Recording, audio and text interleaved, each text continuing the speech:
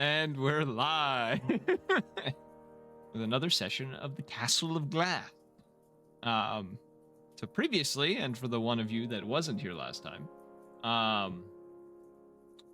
you all, oh my god, that's what you said. Okay, now I'm understanding why you said that. As I was saying a second ago, the lot of you had met up with the Captain Galleon Dredge, captain of the ship, the Sapphire Talon, who agreed to take you guys to Almoria, as well as the individual who had come to him to then find you lot to help with your search for the artifacts and such.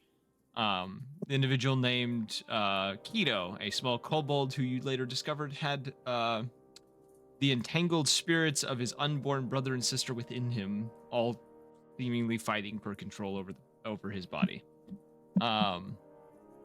During your time on the ship, you guys partook in quite a bit of fishing. Xena did a bit of finished up her studies of learning deep speech and learned various things about each other along the way before a huge storm came through and started bashing the ship around. You all lended aid. Well, not all of you. The women of the group, the girls decided to take a stand and do shit instead of the guys, and helped with escorting injured crewmates to the medical wing to then be patched up and sent back out to continue helping the ship through the storm. And we ended the session with you all being told to brace for impact before something happened. It is the following day. You all had a very rough night. Not very much sleep was done by any of you, so all of you technically have a point of exhaustion due to even those who stayed in the cabin were not able to sleep that night due to the roughness of the storm. Following morning, though, you were all called onto the ship deck. It is now a clear, sunny day. The water is flat as can be, no waves, nothing, and the ship unmoved. As you all are kind of sitting on the deck, groggily sitting about, Galleon, steps forth, addressing you and the crew that's all on the deck, and addresses what has occurred. He states that the engine is currently busted beyond repair at this current time, and they're looking for solutions to repairing it, but it seems the ship was ill-prepared for such an event to occur. So during the time that you guys will be for the unforeseen future, you guys will be currently stranded, as also communications are also down. Whatever happened during the storm also fried the communications module on board the ship, and you guys are stranded and lost at sea at this current time. Is there any questions any of you have for the captain? I mean, I have some technical knowledge. I could probably help in that aspect. And any help could be useful. I don't want to, and this is Galleon talking, I don't want to burden any of you with the aiding of this situation, as most of you probably don't have naval experience of this sort. I mean, we're all stuck out here. We might as well do what we can. I have sailing experience. That's right, you do. You did mention that. Don't feel obligated to help with this situation. If you want to look at the communications module, based on our the crewmates that are in charge of it, most of the circuit boards and various parts seem to have been fried by whatever electrical discharge occurred in the communications room during the time. All right. Well, whoever's more technology savvy can go that way. Whoever's more mechanical savvy can go towards engine. So, I'll go engine. You are told you do not have to partake in this. You are allowed to fish or do other things. We did a lot of fishing last time. You did do a lot of fishing, but you could do more. I could. I mean, I don't have the intelligence, so I'm gonna go fishing. I'm just picturing you just like, peace, walks off with fishing pole. If you need I'm me, not I'm really gonna much be of a fishing. mechanic, but I'll help however way I can. If you need Okay. any heavy lifting, I'm gonna be fishing. I'm gonna be fishing. Don't talk to me. Remus, what do you want to do? You were, you didn't do much fishing. You mainly stayed in the cabin during most of the time, but, you are now, out and about with the rest of the crew. Boot in the boot. Just probably. I'm just gonna be digging through my backpack, seeing if I have anything on boats and its mechanics. I'm gonna roll it. I'm gonna roll a D100 here.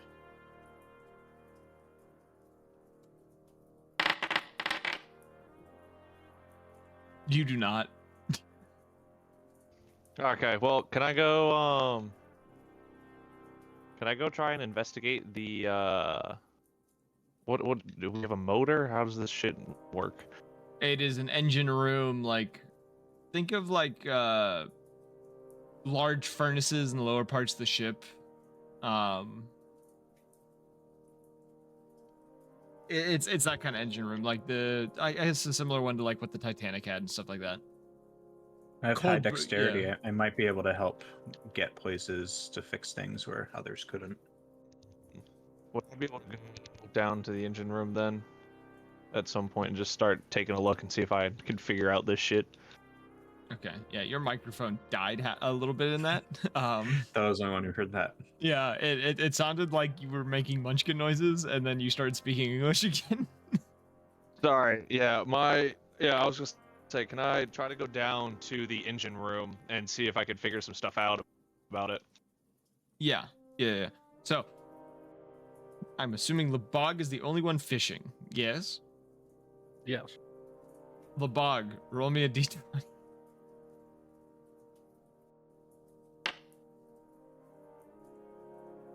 I was half expecting to hear your scream again because it was in that one.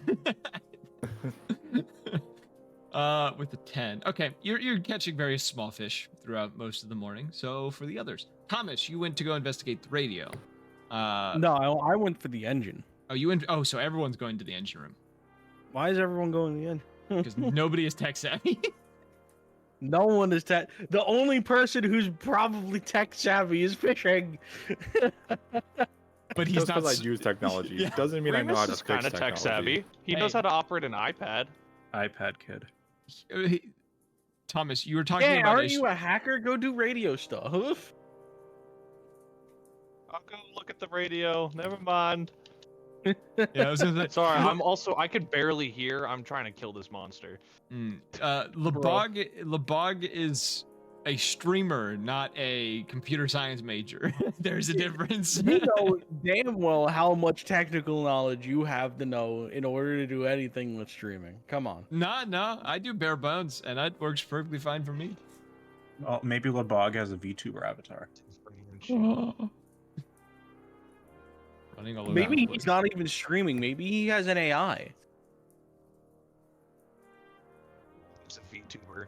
He's a VTuber. His VTuber avatar is a human.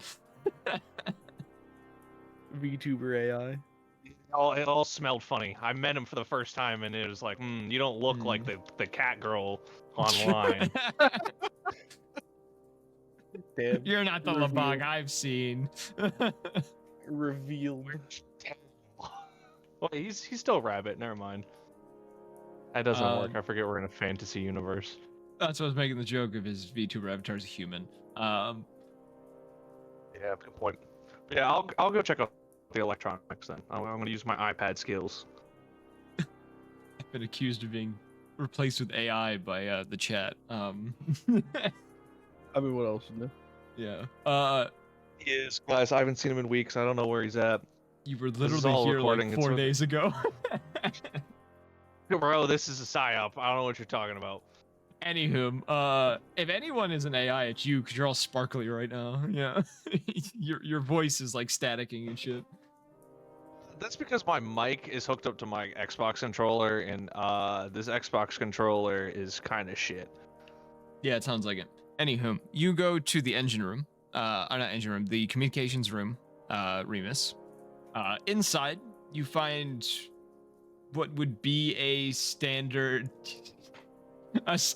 communications array, multiple pieces of equipment, different dials to change the frequency, receivers, a single microphone that looks to the very end of the microphone seems to have been blown off by whatever electrical discharge happened here. A lot of the screens on these radios look to have been cracked or destroyed by whatever discharge occurred. A bit of the table that it's sitting on is actually charred, as if this equipment actually caught fire a little bit at one point. It's like all kinds of fucked up. Yeah. If you'd like to, roll me investigation to learn more about this.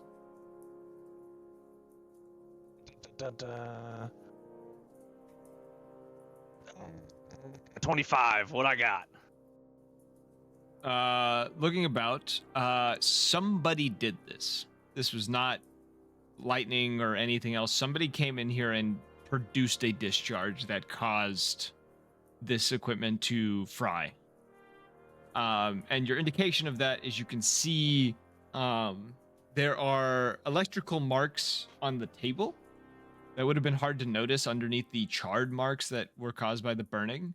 Of somebody had placed a hand and probably used a shocking grasp upon the table to burn out this equipment.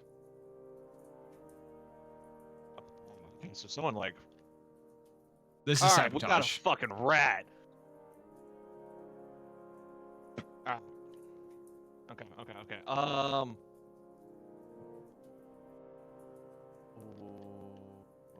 don't know what to do with all this information yet. We can come back. This is a lot of information for a child. Yes. We'll go to the engine room, buddies. The two of you that went down to the engine room. My spell list.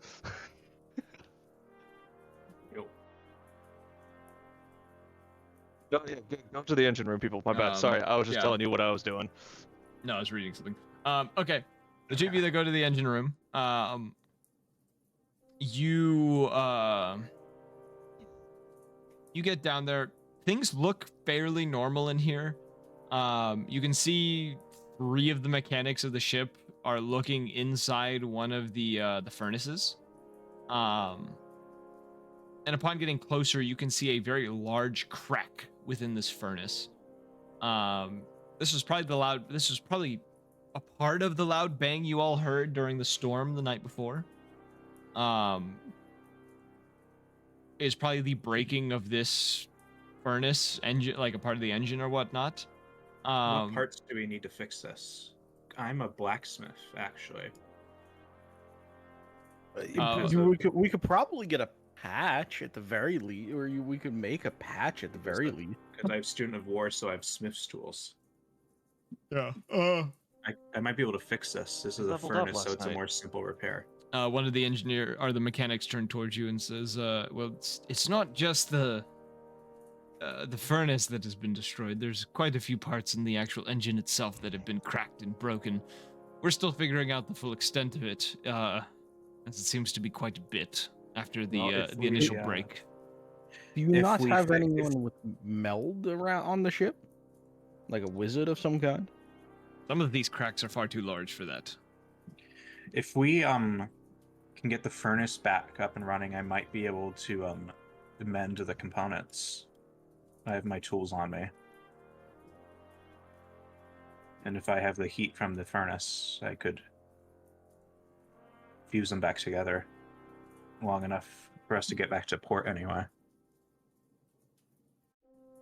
That would be a great help. It will take time, obviously.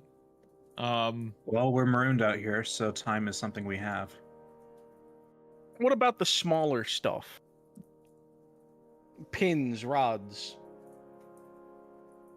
We're unsure the full extent of what has been destroyed of smaller components within the engine and other parts. I nod. I look over to Rhea and I go, "Focus the bigger stuff. I'll see what I can do with the smaller." Roger. Roll me an investigation, Thomas, as you go with this one engineer or this one mechanic to check the engine. Investigation, you said? Yes, investigation. 21. Okay. With a 21, you have a basic knowledge of most machinery. Machinery is not too different between different types of machines. In the sense of, gears and belts and components and stuff like that. You get a basic idea. You have a basic idea of machinery as a whole, which kind of transfers to any machine. Looking about, you notice the damage of this, the engine itself. Most of the axles are shot within the engine. There's a few pistons that actually seem to have been broken beyond repair of the different parts of this engine. One or two belts have been torn and completely ripped to shreds. And you notice there's a number of parts that are missing entirely. You don't know if they've been broken or anything else, but they are missing. Concerning. So I'm gonna ask some preliminary questions. I point to an empty spot. I go, I'm pretty sure there's something supposed to be here. He looks and kind of looks a little taken aback and says, there is. I don't know where. Pretty sure we saw it this earlier. Kind of looks back towards the others who are, looking into the furnace with Rhea at the moment. He says, not entirely sure where it could have gone or where it could be. Where's Xena right now? Since the guy playing him isn't actually here. Xena would be in her in the cabin at the moment. She would probably be reading. Darn. She's being a studious motherfucker. Yeah.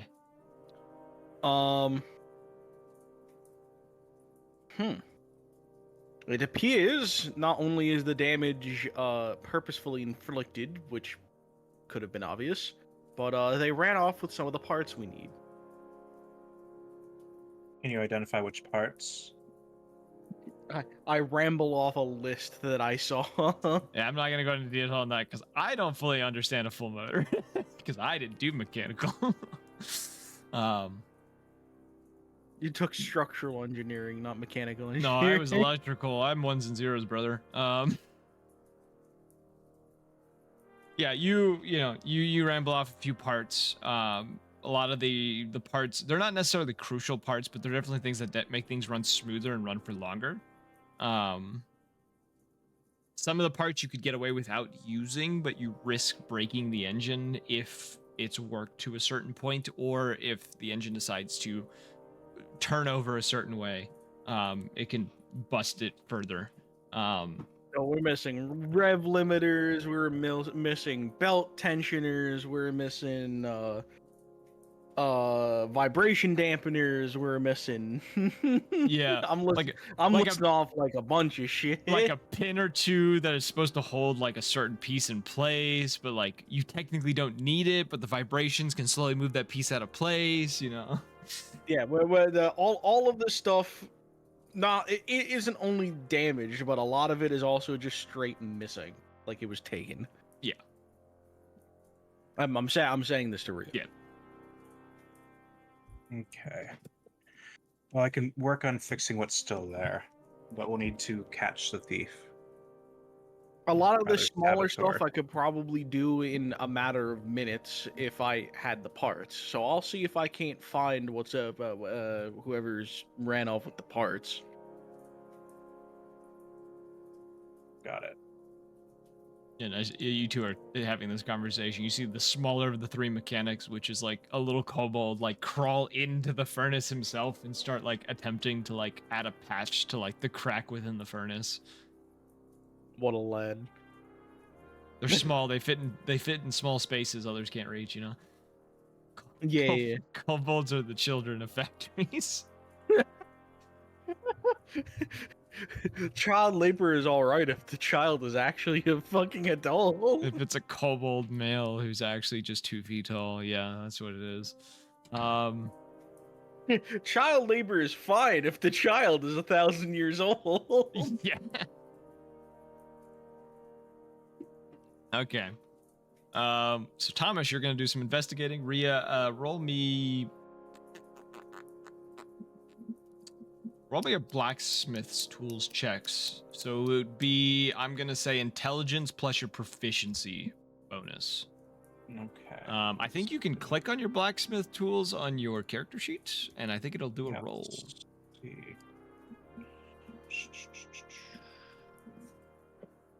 There we go. It's taking a second to load the forget. Do you know where that's kept in the inventory? Because I can see it in my, If you're looking at your character sheet, go to Yeah. your attributes, and there is a blacksmith tools under tool proficiencies that you can click on. Here we go.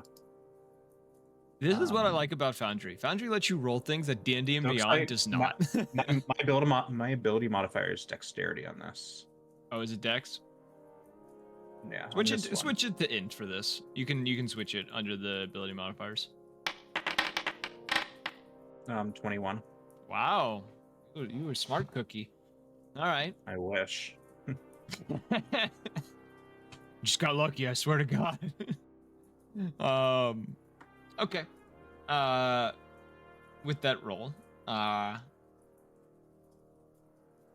you managed to help, patch up the furnace itself.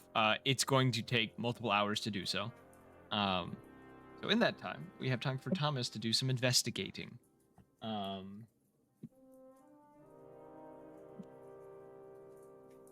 Also, I think if you look on D&D and Beyond, Buster, I think it tells you the limit. I can't remember how big of. It doesn't actually. I'm actively like trying to. So anything, from what I've noticed at least, anything magical, or an extension of base armor, just completely removes the dex max. Huh. But like it's just nowhere to be found unless you go back trace the original armor. Let me see here. It is a. It is a 2 max. Yes, at least because on the base armor, it's a if you medium. wanna If it's add- medium and large, it's a 2 max. So 14 base plus your 2 of dex, so that would make it 7. Plus it's a magical armor, so it gives you an extra 1 to AC. So you have a 17. That's why your AC 17. Dang, I'm gonna stop by and put that armor on. Okay. Is there an attunement bonus? No. Okay, I was like, what? It is legitimately just dragon scale armor. Like that's all it is. Yep. This is made of the hide of a golden dragon. Yeah. Correct. I am aware, but it is all hidden underneath my extremely baggy robe. Yes. Your wizarding robe. Okay. How would you like to investigate this whole situation? First, this is a lot of stuff that went missing. Some of it pretty big. So obviously, somebody at some point must have seen someone moving about the ship with a lot of relatively good-sized items, or maybe even just like a box or a chest or a team of people moving stuff around. So, I'm gonna go ask around. I'm gonna go poke and prod some people. Okay. Remus, also, after you discovered your information, are you going to tell anyone, or are you just kind of sitting in the communications room pondering over this? So I didn't realize that we leveled up, so I was going through my spells real quick. Wait, we leveled up? What level are we? We're 10. I was 9. Oh, okay. He was missing the session. Yeah, that you yeah, guys yeah. leveled. So I was going through. I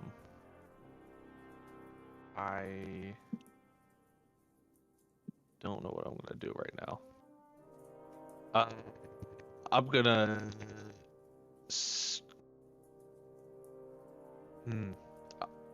Can I?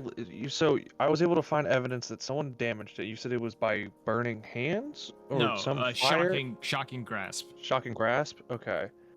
So someone used shocking grasp on this. Can I take a quick inventory of everything that's damaged? Yeah, it's pretty much the whole thing is busted up. Whoever did this didn't know. It seems like they didn't know which parts were crucial, so they just determined that every part was crucial, and they destroyed everything. Why was there a little guy sitting in the chair? Yeah, I'm using Mage Hand to help because I don't have the strength to do it. I'm gonna use Mage Hand to help pry open the panel, and he's going to climb into the electrical components of said navigation system and go through and be like, all right, this is what's broken and everything. It's a radio, and it's on like you could pry it's open not like, the radio. it's not the panel itself. No. It is like a radio, like one of the naval radios that sits on a table.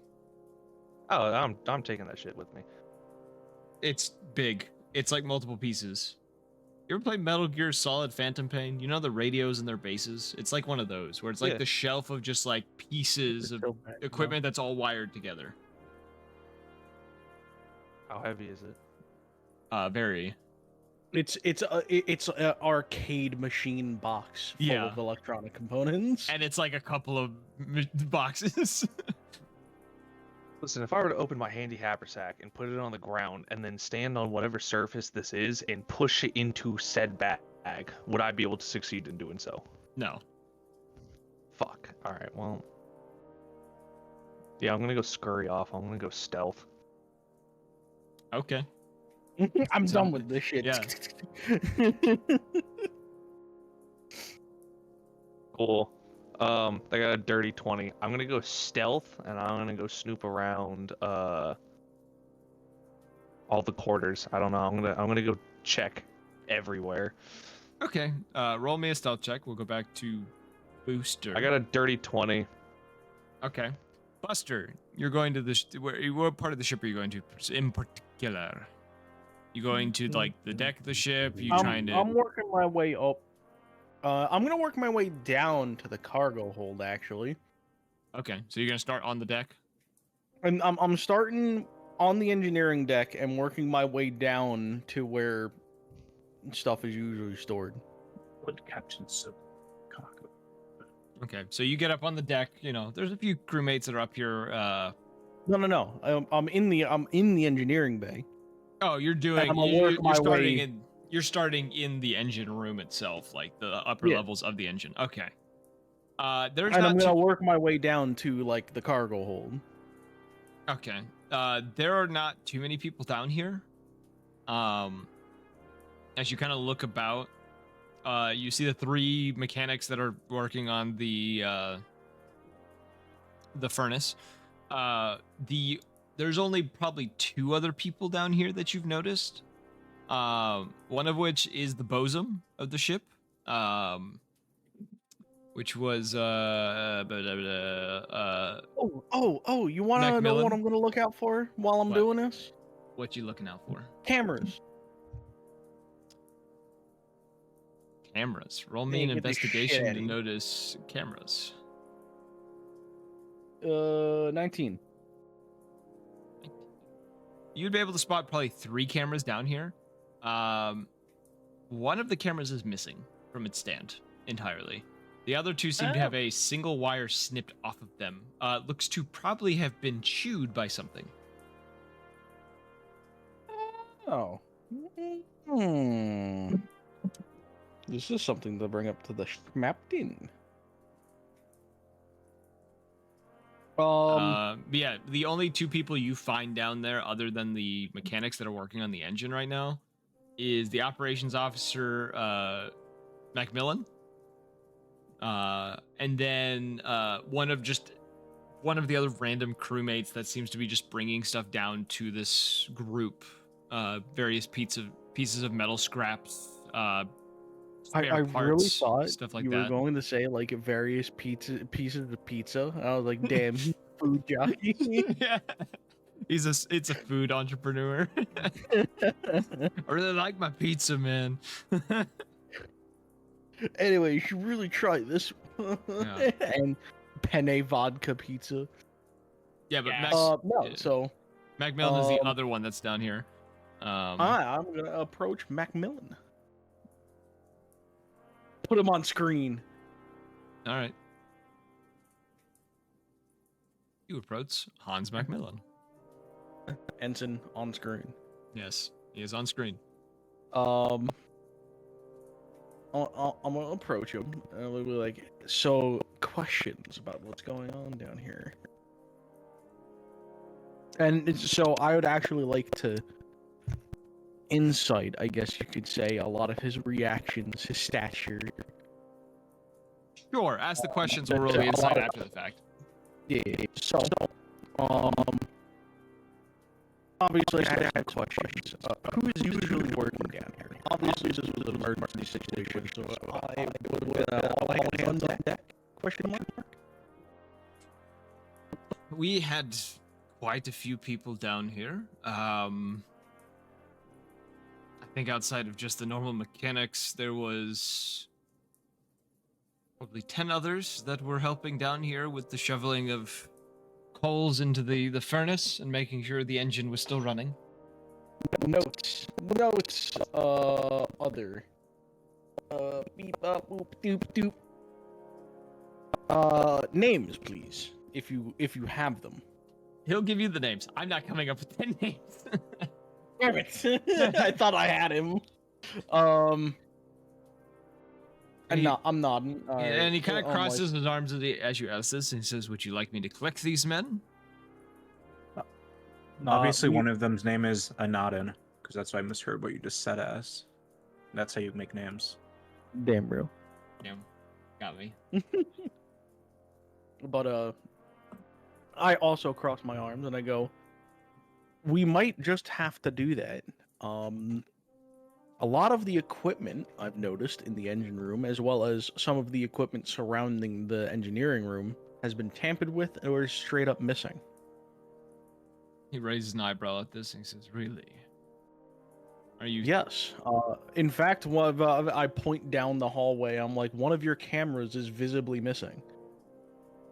He glances down and sees it, looks back to you and gives a nod and says, "So it seems we have a traitor among us." You said Possibly more than one. Among us.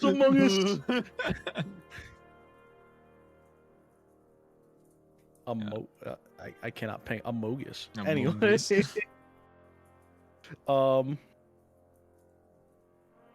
So I hesitate for a second and I go, possibly even more than one. There's some of that equipment, and there was quite a bit of it, would have been relatively large, maybe even kind of heavy. I'll speak with the captain and collect these men. I Not nod. just the men, Insight the check. women and the children too. The women and the children too. Roll me insight. I did not do as well as I had would hope. Total 16.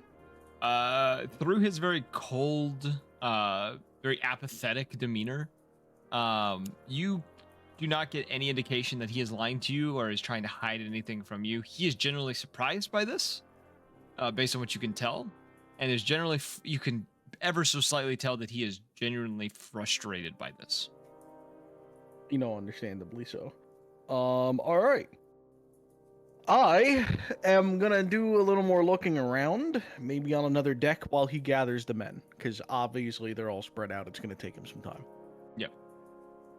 Xena, you're here. We had you in the what would you be doing during the time that the ship is inactive, and some of the members of your party are helping try to figure out how to fix it, and others are just fishing. I'm not really the most knowledgeable on ship fixing. let me just make sure. Yeah, cause I'm not really strong. I mean, I can send my thing to help carry stuff. I mean, I'll go help fix. cultist is gonna piss me off. um, you're it's not really needed. The crew is just trying to the big thing right now is communications are down and the engine is busted and they're trying to fix the engine. There's not really too much carrying around. It's mostly all that you know right now is they are fixing broken parts of the engine. Oh, so then I'm fishing. Okay. Roll me d20. Yeah, if there's nothing really to do, then we're fishing. Slash 1d. 1 It's 10. Okay, you rolled the exact same thing that the bog rolled. So bog yeah, did. you both are catching just very small fish. Nothing crazy for today. Actually, can I add a d10? No, so. this one's the straight d20 to see like the results of what happened. I know. I'm just messing. That's an ability or a stat check. Let me get rid of the bosom because he is no longer speaking with Thomas. Remus, you're sneaking into the quarters of the crew. What are you looking for in particular? The quarters are currently empty at this very time. The only exception being like 1 or 2 injured individuals who are sleeping within their quarters at the moment.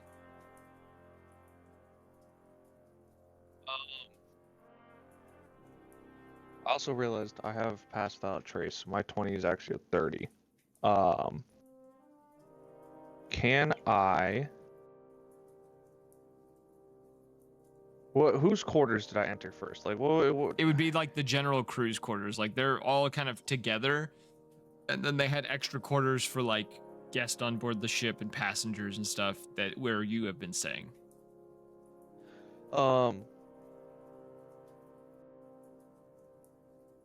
The individual didn't understand how the electronics itself worked. They probably weren't a crew member. Okay, so I'm gonna do a quick investigation. Do they have? I'm assuming they have some form of storage space, either like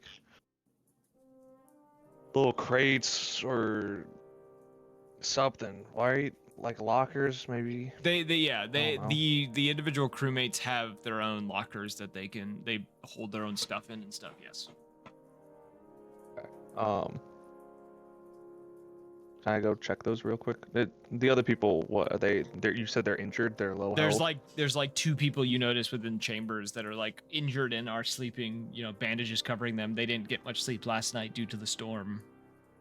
And are now resting due to their injuries. Cool. Are all the storage spaces in like one area? There's like a locker room outside of the like quarters. Okay, cool. I'm gonna go into the locker room and then can I close like the door or something? Yeah. Okay, I'm gonna close the door. I'm gonna cast silence in the center of the room and I'm gonna go through all of the lockers. Roll me investigation. And what are you looking for in particular? Just anything of value that you could find? Not necessarily value. I want anything that could be inferred to as incriminating. Maybe even like something that would just be out of place. Like yeah, that's what I meant by a value to your investigation. Yeah. I'm not trying to rob them. I promise. All right, I'm not being a little gremlin right now. Going through. I got a 19. Okay, yeah. Going through all of the lockers kind of rather quickly, you know, kind of throwing stuff around, putting it back in, trying to figure out what's going on. You don't find anything particularly incriminating in any of these lockers. Most of them, usually, you've just found like personal logs, maybe like pendants or like mementos from home, photos, things of that nature. Nothing outstanding of any kind within these lockers. Okay. Looking through Okay, them, so- though, I will say there is also one locker that is unmarked that you do check inside of. Yeah. And you find what looks to be a small piece of machinery that has been smashed and then stored within this Taking it. locker. I'm swiping that. Okay. I will investigate it because I don't have much time with silence. So I'm just kind of getting in here, checking everything, coming over to the door, closing it, dipping. I'm going to. You said the other wing is for guests, quote unquote. Yeah, that's where you guys are at. Okay. All right. I'll go to the guest room. Can we close? Is anyone in the room? None of your party members are in the room. Oh, sorry, scratch that. Lucky is in there. She is currently nursing a hangover. I'll look dead at Lucky. Oh, actually, no. Would she see me with my 30? I don't think so. I don't think her passive perception is Okay. that good. All right. I'm gonna just the other guests that aren't us. Is there any? I don't know from the last session. No, it's just you. It's just Lucky. Lucky and Keto are on the ship, but Keto is currently on the deck.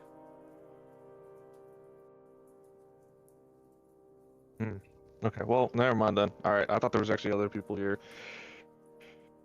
I'll leave. I'm gonna just start snooping around the boat. I'm investigating for other signs. Okay. Thomas, you wanted to keep looking around more. You don't really find anything else of value to your investigation. Collecting the 10 men. They are brought down to the engine room and kind of stood before you. Han's kind of watching them off to the side. What questions do you have for these 10 individuals? I will tell you, out of the group, 3 of them are Dragonborns of various color. There is 2 elven gentlemen in the group, 4 humans, and a dwarven man. So none of them tiny or chewable of things, huh? Chewable of things. No, yeah. Yeah, no.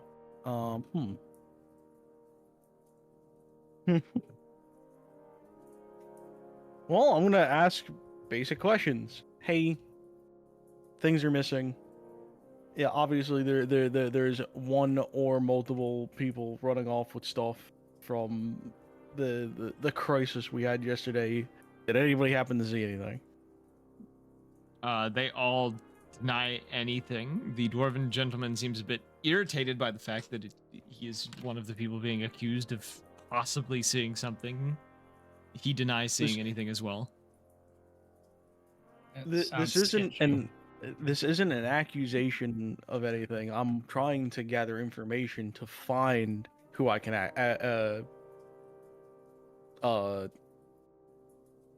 damn, my brain completely shut down. I'm trying to gather information to find those who I can accuse. He kind of gives a nod, still just kind of giving a look like he feels like he's being accused, but you know, is not gonna say anything else about it until confirmed. I'm gonna list off basic shit like did anybody happen to see anybody carrying crates around in the area, crates, boxes, or anything in the area? Did anybody happen to see X part or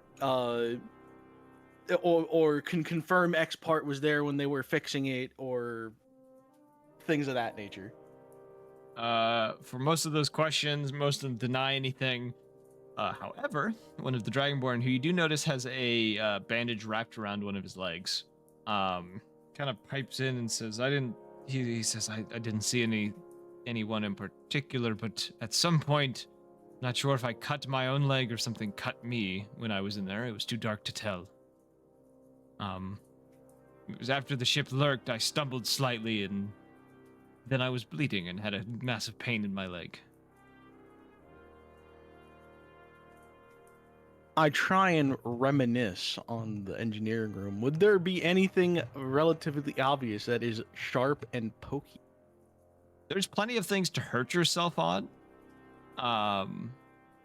within the engine room.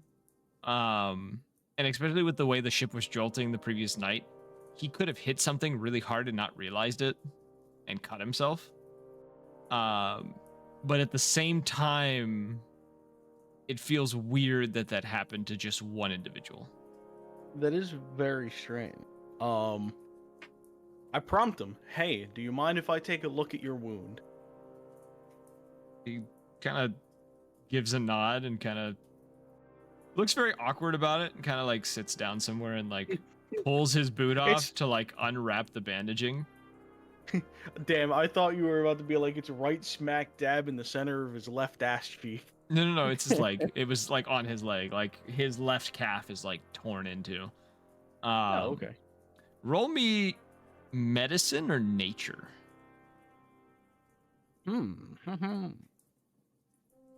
Medicine due to the, the nature of a wound, and nature being like the various types of like wounds that would occur in nature. Yeah. I got a... Where the fuck? Alright, this is a nature, and it is a total of 18. 18. Looking at the mark, it's not a precise wound by anything. Definitely not a blade or something that caught him. Whatever it was not, it was sharp, but not sharp enough to be clean. With the nature check, you have seen in the past creatures that either when moving past a creature or will slash at a creature will leave a similar mark. Doesn't mean that it was caused by a creature, because some, dull blades will cause the same thing, or dull surfaces that are sharpened slightly can do the same thing. But it does remind you very much of a like animal wound. A claw mark from a werecat. Damn it, Lucky. The one who was drunk all night, never left her quarters. Yeah. We don't know that. And that I was with literally the entire time. Yeah. Helping her nurse her fucking hangover. The two drunk people who stayed there together. Damn it, Lucky. I knew we shouldn't have gone into the engineering room. Alright, no, I nod and I help him wrap it back up. What other question should I ask? Oh, did anybody happen to notice that some of the cameras were tampered with? And shake their heads no. Damn. Did anybody happen to notice that one was missing? Shake their heads no. Would you be able to confirm or deny whether that camera was there at the time of all of the commotion? They all think hard on this. I'm going to roll a dice.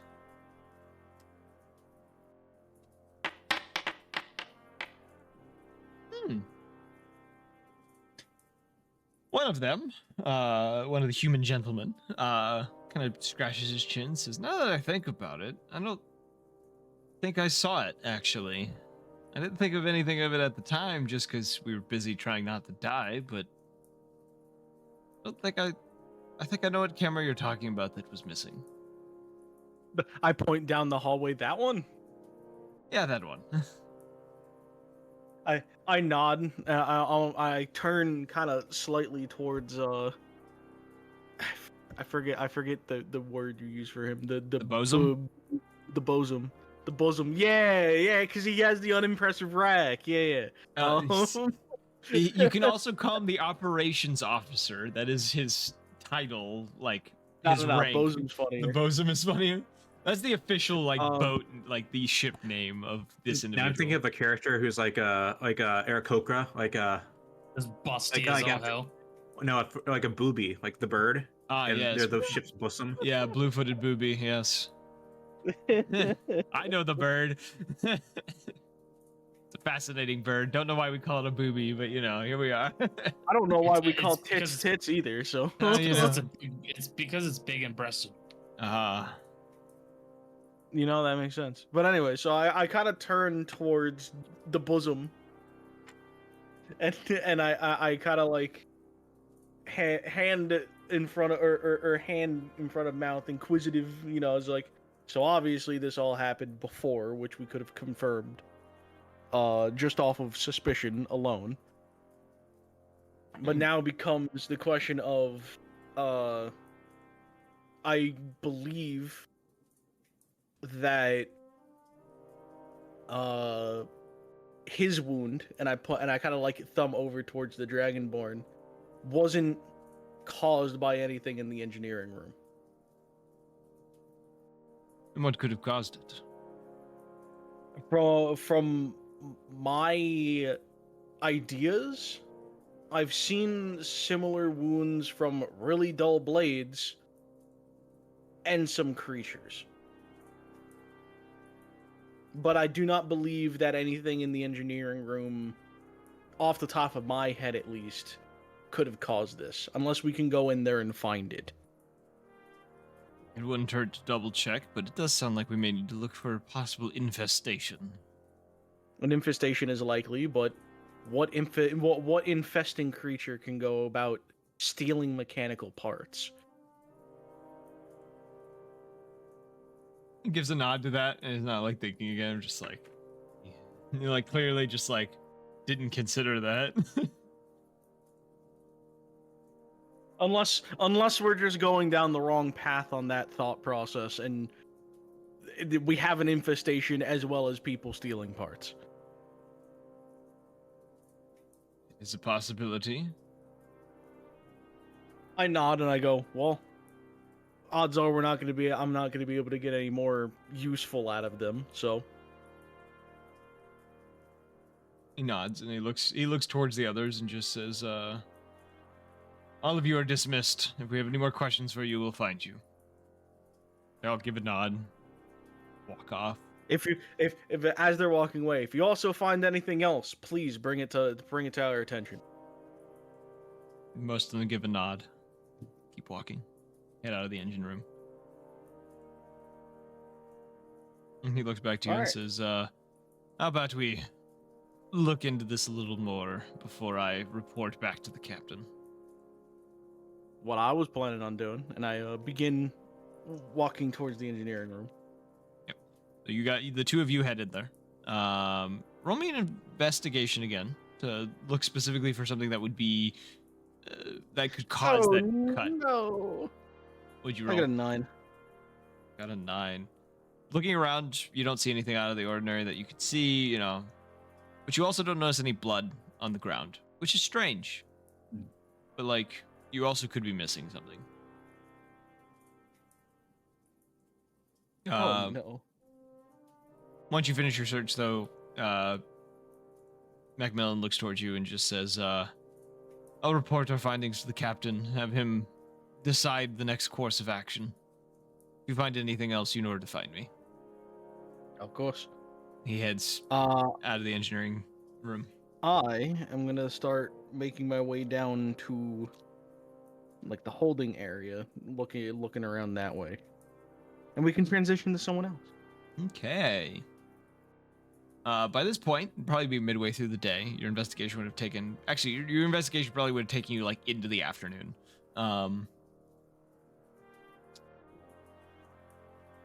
Rhea, also, your repairs would be doing the same.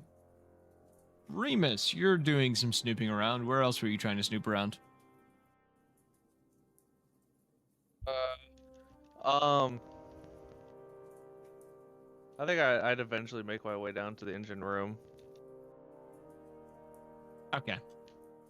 So I'd say, you know, roughly around the time Thomas finishes, Remus, you would pass by Macmillan as he walks up to the deck, kind of looks towards you and kind of, you know, he doesn't say anything. He kind of acknowledges your existence and looks a little confused why a kid is just wandering around the ship, even though he, you know, was there when you were brought on the ship. Just look at me, though. Yeah, he looked at you like confused why you're unsupervised. That's his first mistake. Uh-oh. Well, I'm gonna look back at him and be like, your shadow moves violently. Excuse me? This is some shit you'd actually hear a kid say. Just, excuse me.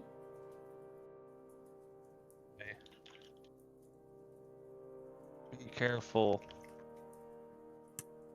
Also, why are your... Oh, never mind. It's not important. I'm gonna go make ice. Goodbye. I'm gonna keep going down the hallway. What a strange boy. And just keeps going down the hall. I'm not strange. I'm on the spectrum. You leave me alone. My brain went, did I stutter? That's basically what he said with extra pizzazz. Remus has sass. You know this. Yes, Macmillan shakes his head and continues on his way. Thomas, you run into Remus as he kind of enters the engineering room.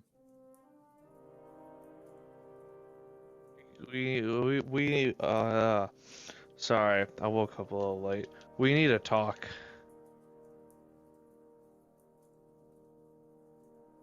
Not here, preferably. I didn't know if you could infer that or not. You're not responding, so I'm assuming you're a little slow right now. You tired? What's up? Thomas, he's talking to you. He is? Yeah, he found you. That's what I said. Oh, well, he's so short and, yaps so much. I just kind of ignore him. His specific vocal frequency. Cut you down to size right now. If you... Fucking shit. Ooh, ooh. You're lucky I need your help.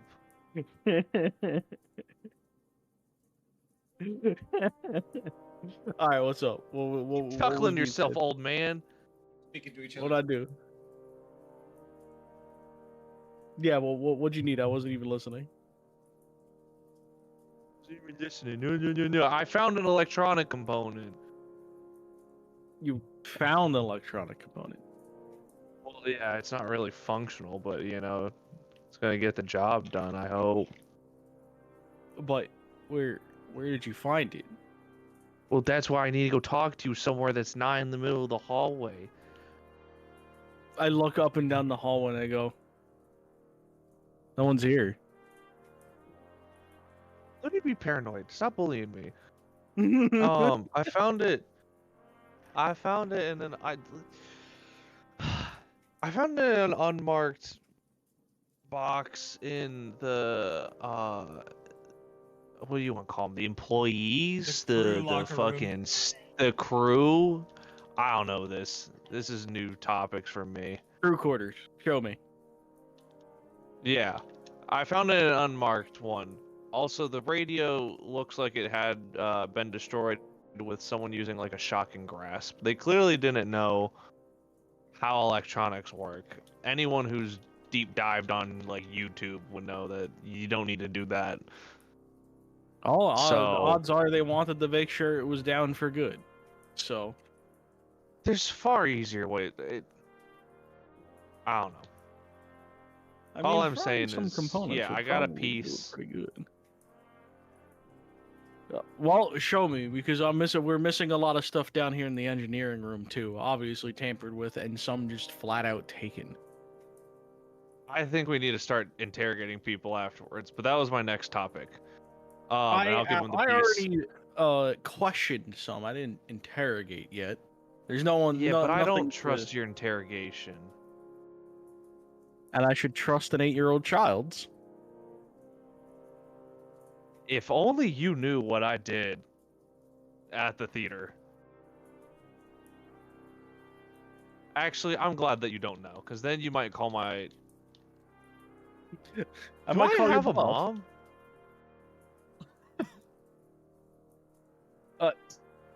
I would hope so. I can't remember if I do. I mean, you must have come from somewhere. Well, science has come so far. I could have very easily come from a test tube. Would explain my, immaculate intelligence. Mitosis child. It would also explain a couple other things as I roll my eyes. You listen up. I've learned how to animate objects. I will make your life hell. I'm surprised you could see me roll my eyes from all the way down there. Oh, I hate you. Oh, I hate you. Oh, oh. If Thomas was a cleric, I would have been like, you could hear the gods chuckling to themselves or something. Remus is like stomping his feet and shit. He's like, I'm trying to fucking help you. You know what? You know what? Yeah, here's the tool that you need, and I'm just gonna chuck it down the hallway. Rude. Oh, rude.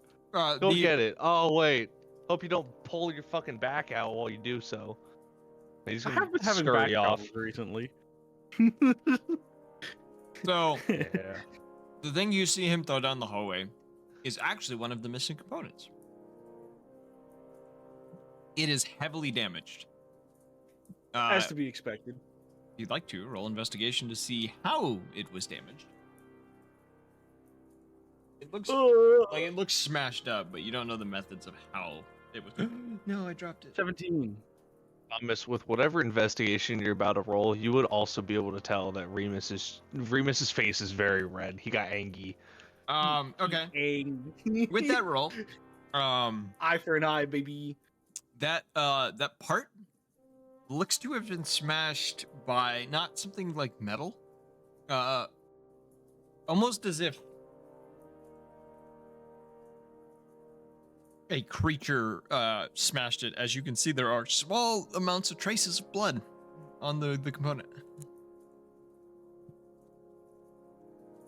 Oh. Well, he said something about the crew quarters. I'm gonna head that way. Okay. I'm gonna yell back at him and be like, there's two people sleeping. Okay. You I'm gonna get- be as loud and obnoxious as possible when I go in there. You get to the crew quarters. As upon arrival, you can see standing outside of the crew quarters, speaking with one of the other crew members. You see the second mate, Quentin Ironclad, standing there,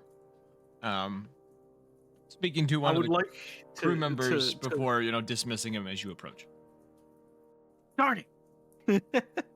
I was gonna see if I couldn't sneak up and maybe hear what they were saying. Roll me perception to see if you hear it before. I'm sorry. That's a natural 20. Okay. You can hear this crewmate is complaining about his injuries and the fact. Oh, is this the same Dragonborn? No, it's a different one. It's not. Oh. It's not a dragonborn. This individual looks to be a half elf. He is complaining about his injury. You can see like his left arm is like heavily bruised, and complaining about he is in no condition to be doing lifting, even though the captain is wanting him to be doing these things, and Quentin is pretty much telling him, you need to go do this. If the injury, increases, then you can stop, but right now you are in perfect condition to be actually able to do shit. The dude storms off immediately after, being told this. And Quentin looks towards you and says, Does he move my way? yes. I stop him. I would like to poke and prod his arm and just be like, "Hey, man, oh, let me look at that." He says, why would you know anything about my injury? I've seen some things in the past as I medicine check his arm for a grand total of 17. This type of injury in particular, most likely, it looks like mostly just bruises and scrapes and stuff. There is Impact trauma, or yes, it looks like he was slammed into something. You can also tell there's a slight trace of lacerations under the skin. Something attuned to him trying to catch himself and straining his arm slightly. Ew. Not a fun thing to deal with. I do all of the basic doctor stuff. I'm twisting his wrist. I'm like trying to bend his elbow. Seeing how he reacts to it. He kind of like pulls away after the first one. And it's like, it clearly like a face of pain, and you're just like, why the hell are you doing this? Give me a moment. I'll walk over to the second captain and be like, he can't be lifting anything with that arm. 10 pounds or less. Hell, I'd even say 5. Roll me Somebody should help him in the persuasion. bathroom. Yeah, roll me a persuasion with advantage, considering you did just like do a little medical check. Advantage, persuasion. 18. You see Quentin sigh. Hold on. No. Hold on. I'm gonna do it this way. Do the dice speak? /R. You know D20. you can click on your character sheet and do it. Okay, the dice only mildly speak for me. 14. Okay. Quentin kind of sighs and looks towards the crewmate and just says, "Tell the captain what he said. The captain will direct you on what you can be doing then." And crew member kind of nods, kind of gives a nod and kind of looks towards you, kind of like pausing for a second and says, "I guess I owe you a thanks then." He kind of gives a nod. I give him a thumbs up. He heads off. I want to memorize his face because I'm gonna ask him questions later. Okay. I turn back to the first mate. I go. I don't know what you've heard, but I've already talked with the bosun about it. Still disappointed by his lack of rack, but a lot of the damage isn't just accidental or big things happening. No, it was hamperage, and things have actively just been taken. And I take out the part with the blood on it, and I kind of hold it out. He takes it and kind of looks it over. You can definitely tell engineering and mechanics is not his forte, but he's going to look over the part anyway and try to act the role, even though he's not doing a very good job at it. He says, where did you find this? I didn't. One of my companions did. Apparently, here at the crew quarters. Really? And notice, and I point out the blood. He kind of gives a nod. So,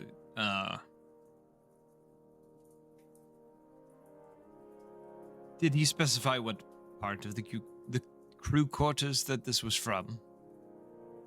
No, he kind of stormed off before I could get that information. I said it was an unmarked locker. Oh, yeah, okay, yeah, you're right. The old man forgot his dementia's catching up to him. Yeah. Hold on, history I check. forgot we have to play this canonically. Oh, fuck, Ram has Oh, no, activated. never mind, I have a +7, I'm fine. I have like a 11 on my history check to remember. Yeah. I tell him he according to him he found it in an unmarked locker here in the crew quarters. I'll look around some more, make sure that there's nothing else hidden within the crew quarters like this. That's actually why I was here. I was gonna look as well. I'm gonna flip a coin to see if he's willing to let you go into the crew quarters with him.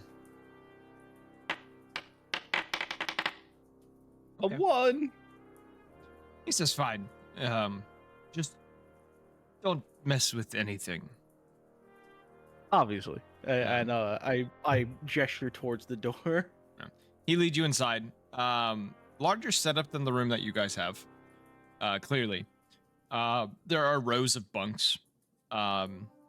Various, wardrobes with, I guess, like wardrobe-like spaces between the bunks with like uniforms and stuff that have like a divider in between them. There's not really anywhere in this particular room to hide stuff. Roll me investigation with advantage because you are being aided by Quentin. Damn, I rolled the same thing twice. There's an investigation, right? Mhm. 15. 15. Looking around the room, you don't find any evidence of more machinery. You don't find any, blood outside of the ones of like the injured people who were sleeping in their bunks after they were bandaged up, like the residual bleeding through the bandages and stuff. Alright, I'd just like to say for shits and giggles, I was like, there's no way I just rolled the same thing twice. I rolled a 12, right? And I was like, let me just roll it for shits and giggles. The last 4 rolls I did were 11s. That's crazy. Yeah. I just thought that was funny. There's no evidence though of like any missing parts in this room, anything that was stolen. Yeah. What about? So this is where I start pulling fucking old basic knowledge from my BCT. What about behind the lockers? Roll investigation. Make that a separate roll. 13. You do not see anything behind any of these lockers. Disappointing. Could I identify that unmarked locker? Sure. Looking at it, kind of opening it up and looking inside and stuff like that. This is a locker that was clearly, at one point, was someone's locker. Probably of a crew member who either left the crew or had died. Understandable. Now I look around for a camera. There is a camera in this room. I get the attention of the first mate, and I point up towards the camera. We'll make a note as you point up towards the camera. You do notice there's an odd film over the lens. Almost a like a greenish gray like substance that seems to be caked onto the lens. God. I would like to gather a sample. What are you using to gather the sample? I'm gonna use.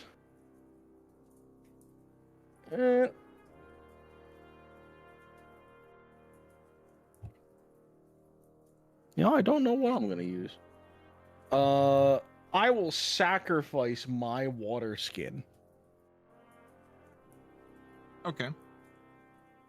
Because odds are that thing hasn't been filled because we're on a ship. Yeah. So I'm gonna sacrifice my water skin and kind of just like use a knife to just. I'm straight up just Monster Hunter scooping fucking tracks into a bottle. Yeah. The substance, it's not hard by any means, but it's also not like liquidy. It's almost like a thick like a goo that's kind of hardened in place, but now that you're touching it again, it seems to become more like fluid, I guess. So as when I'm done, I cap it off and I turn to the second captain. And I go, second captain. First mate, he's the second mate. He's the second mate. Second mate. I turn towards the second mate and I go, "What do you think it could be?" He shrugs and says, "I have not seen a substance like that before."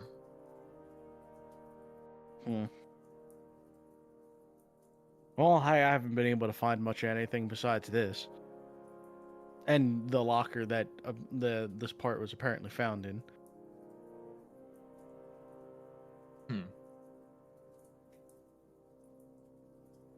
Xena and Lebog, roll me a d20 real quick. Let's go. Hey.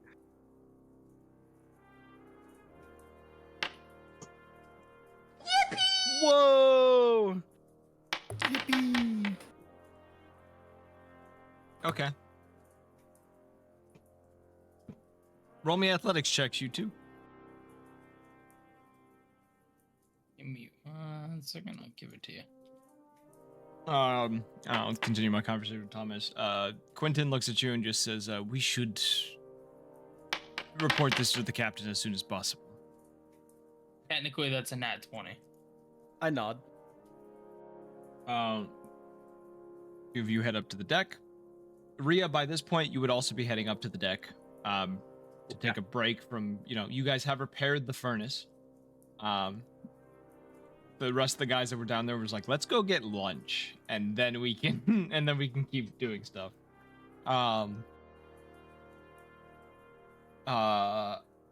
Remus, would you have gone back up to the deck eventually?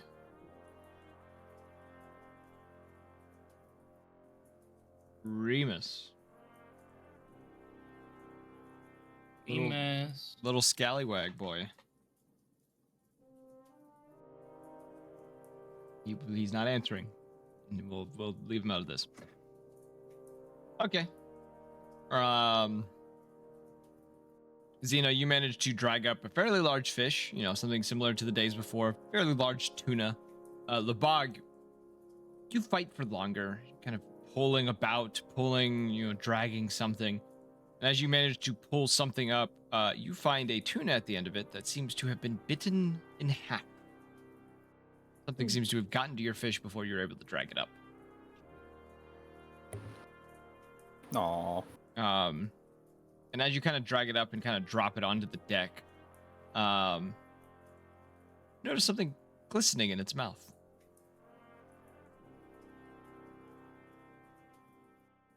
What? I look at it. You mess with the fish, kind of opening the mouth and reaching inside. You pull out what looks to be a security camera.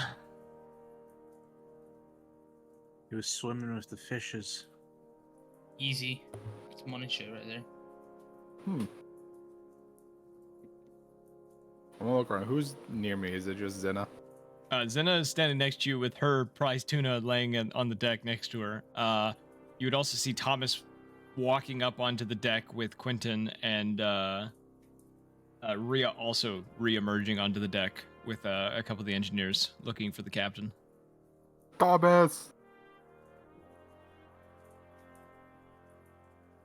Thomas, you were called. Thomas! Oh, what? I just start waving at you to come over to me. Am I even on the deck? Yeah, you had gotten onto the deck at this moment. Oh, okay. Sure, I come over. I caught a camera.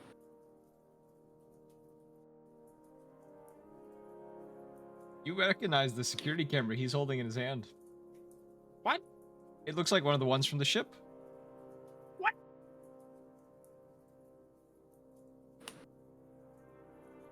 I go. I reach out. I grab it. My catch, not yours. That's what... Rude. Says the bunny rabbit. Yeah. He's become feral. He's become a cat. He's a werecat. I knew it. I knew it. He spent time with Lucky. Clearly he's a werecat. I called it. I called it, didn't I? No, I mean, it probably wouldn't have its own recording on it. No, but it is camera nonetheless. The lens is cracked, the body of it's a little broken, and it's a bit peculiar that it was in the mouth of a fish. Very, yes. I take it with me for the captain. And I nod to Labog and I go, well, this is one hell of a find and a perfect time to do it. You're welcome. I turn around and I go back to fishing.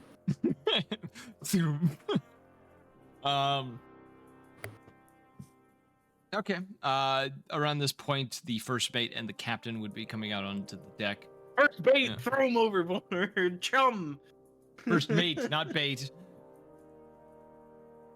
So Quentin is still with you. The first mate comes on deck, which is Okari. And where is my picture of the captain? Galleon. There you are.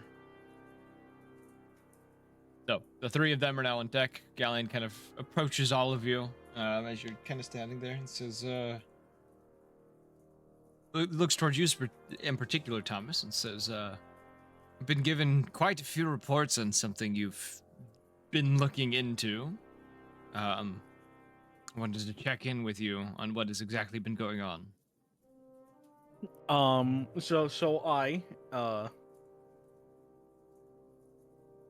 gonna organize everything, the three items that I have, on a table. Obviously, I'm gonna put the camera on the left, and I'm gonna put the item with the blood on it, the mechanical piece, like kind of off to one side of it, and directly below it, I'm gonna try and scoop out some of that goop that I have in my water skin. And I'm gonna point out each individual one. Camera first, and I go, I believe this is one of the cameras that are in or around the mechanical room. The rest have been generally sabotaged, things such as chewed wires or cut wires.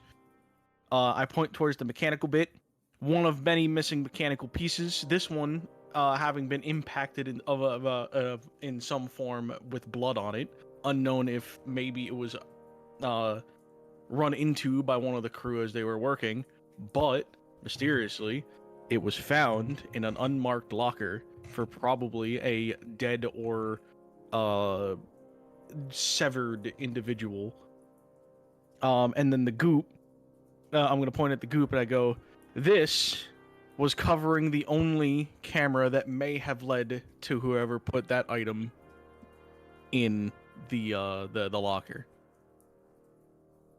I believe that we may have a team of individuals sabotaging the ship, and I currently have no leads as to who.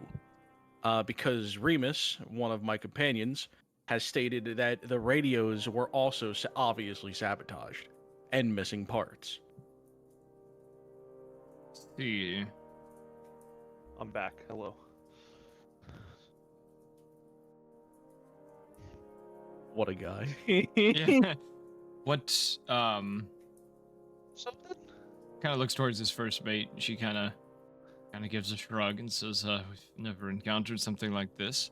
You mentioned the cameras, though, being dispatched. Perhaps maybe we have something recorded. And he kind of gestures for you to follow.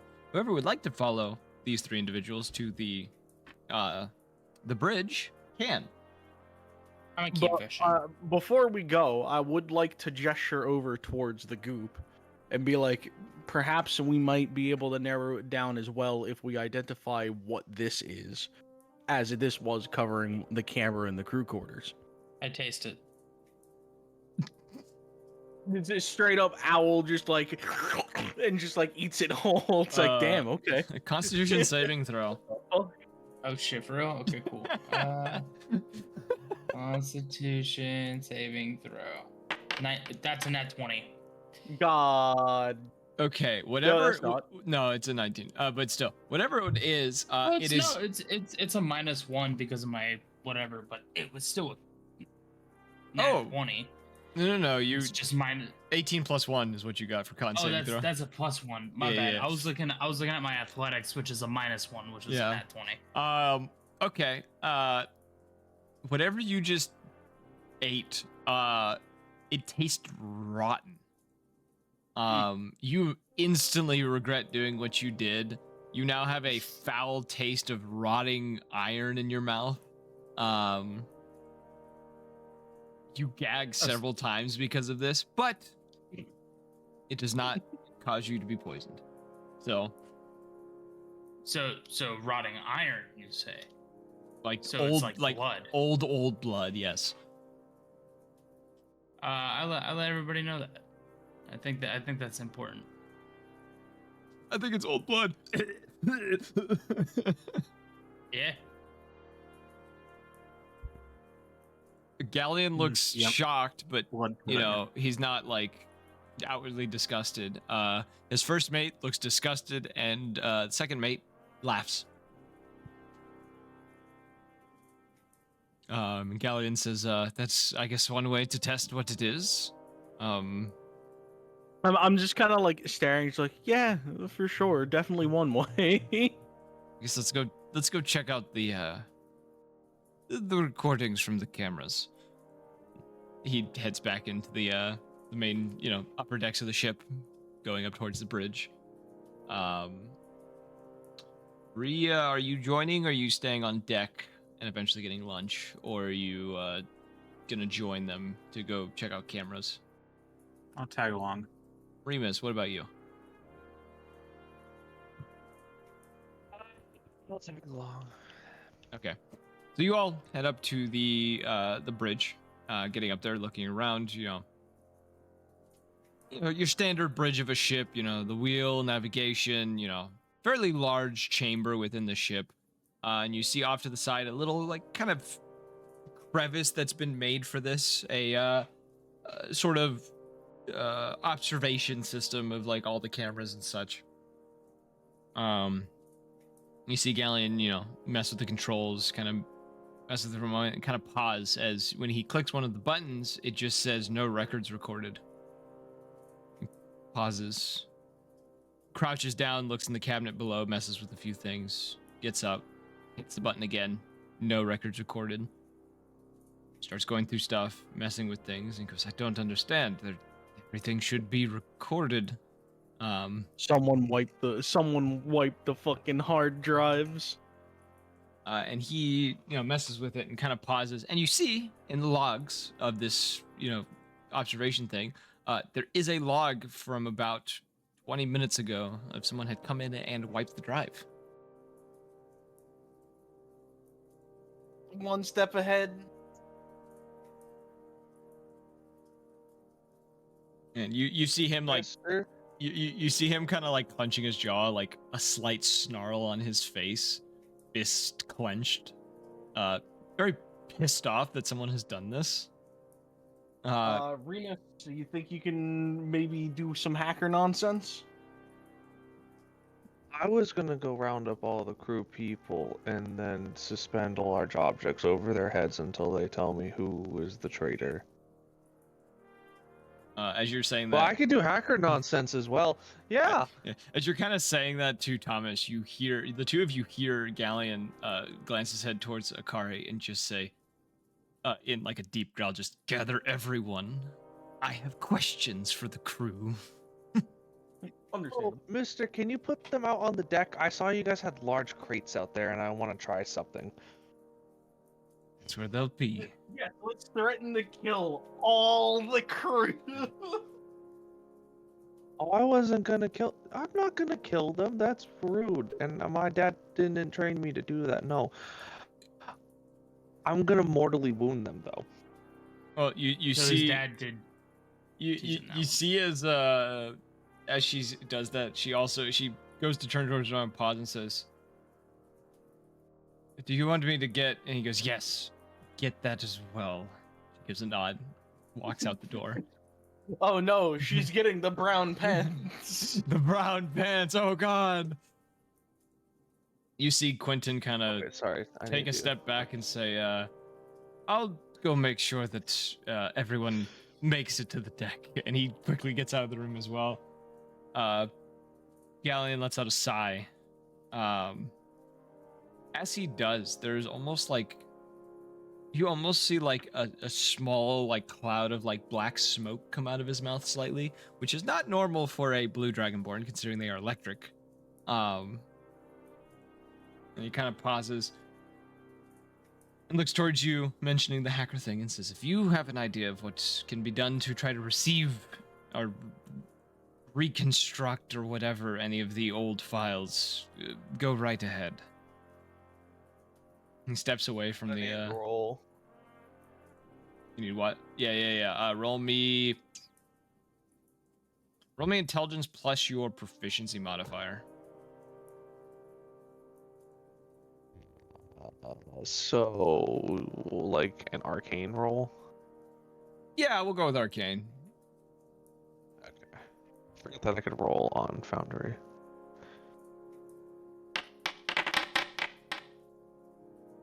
Ah, that's not gonna be that good. 14. Trying to do this. This equipment's a bit older than what you're used to. A lot of newer stuff, you're able to retrieve the broken up files and stuff that have been deleted. This one does not seem to have an exact way to do that. Looking about, you're not sure if there is a backup to the system that had files saved in that. And if there is, you don't know how to access it.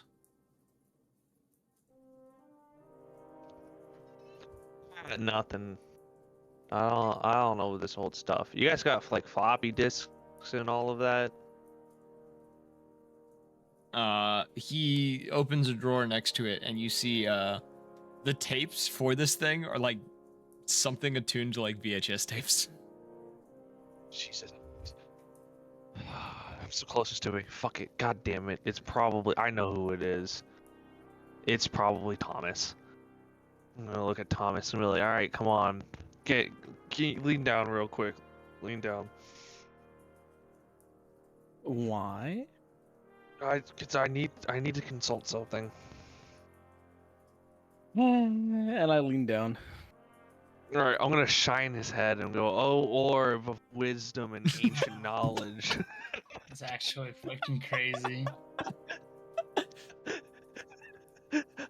Holy fuck. How do these tapes function?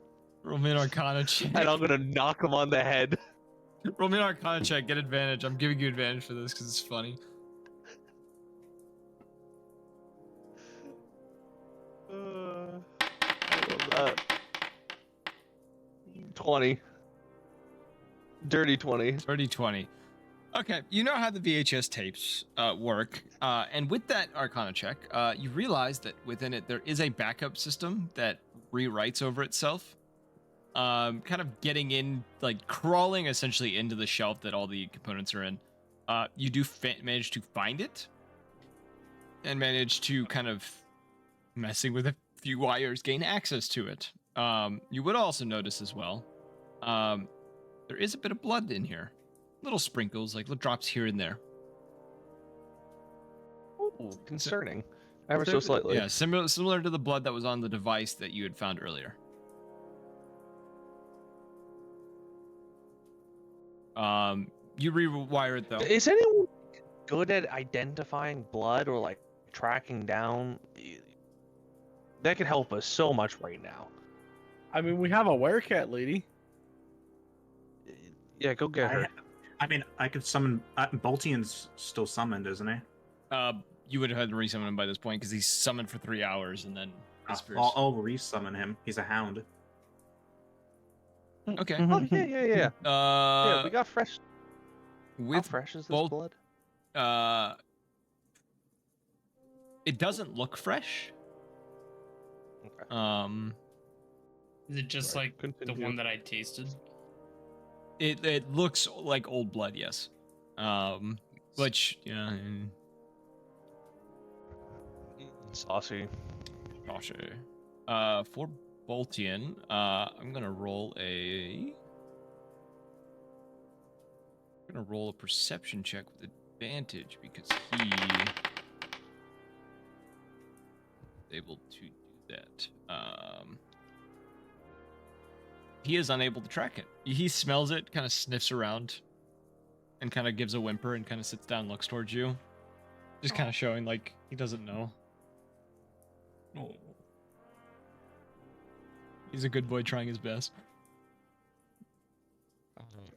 If I at least found these tapes, I know of the rewrite features or anything I can do with them right now. You're able to essentially recover parts of the old tapes.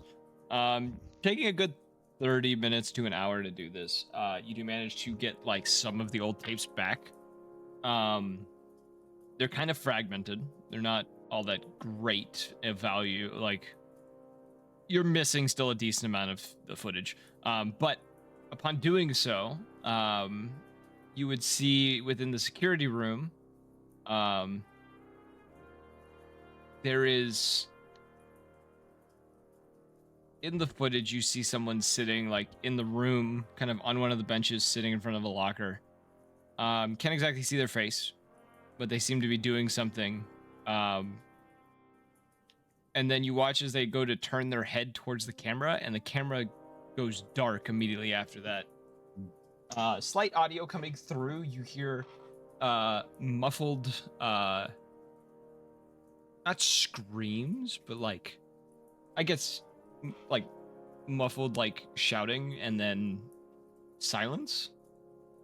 As for the other cameras, the one that disappeared, you see the footage with that one of seeing a shadow kind of moving and then the camera going dark. The other ones look to have been dark for probably a day or two before this happened.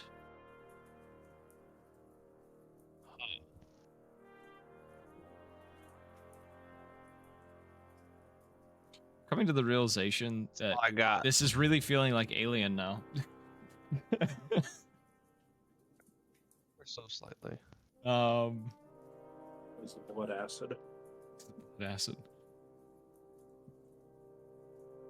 Galleon looks confused now by this, and you see him do he kind of whistles, and materializing beside him, you see the raven that you had seen him with before, the one that he calls Umbra, kind of just appear next to him, and he kind of mutters something to it.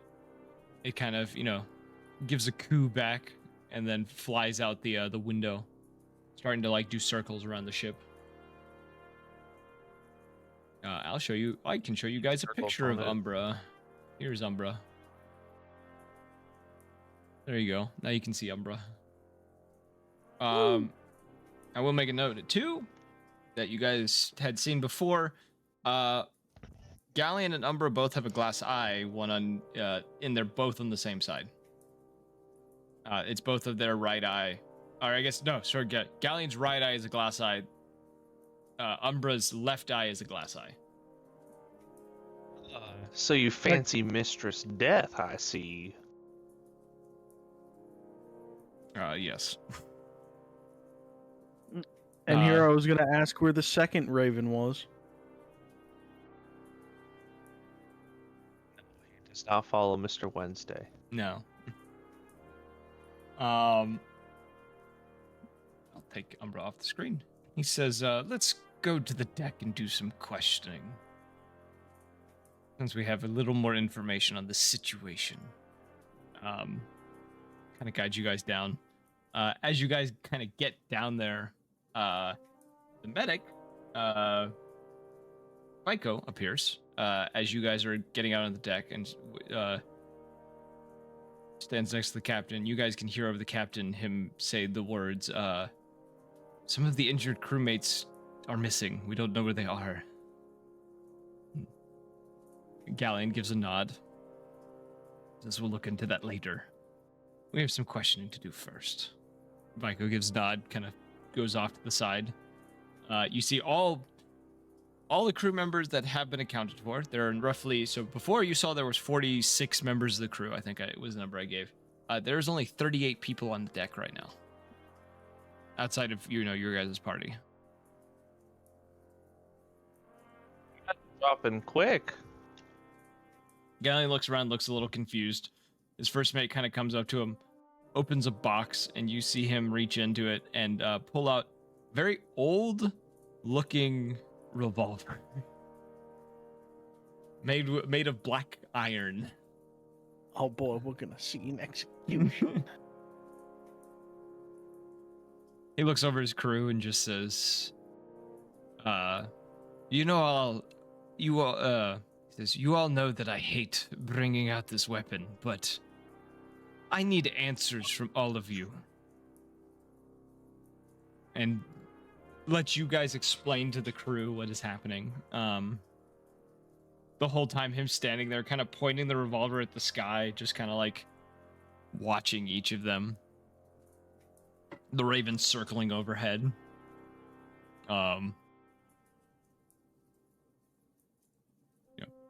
After you guys give your descriptions of what's happening, those of you, and Lebog and Xena, you have no idea what's going on. You just see that the captain now has a revolver and is just like talking to his crew menacingly. I'm still fishing, so I really don't know what's going on. I have no idea. 18.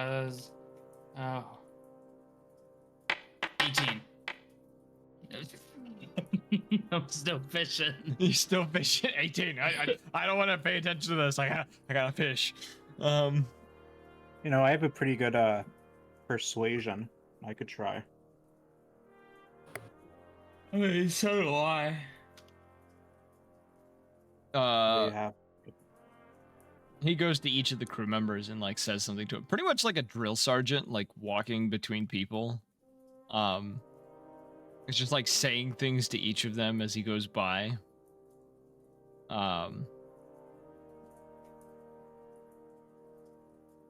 He kind of stops. Actually, those that are paying attention, roll me a perception check.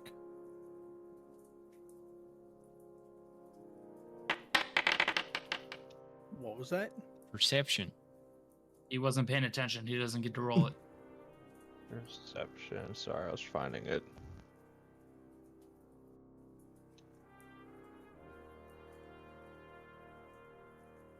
I didn't do too good anyway.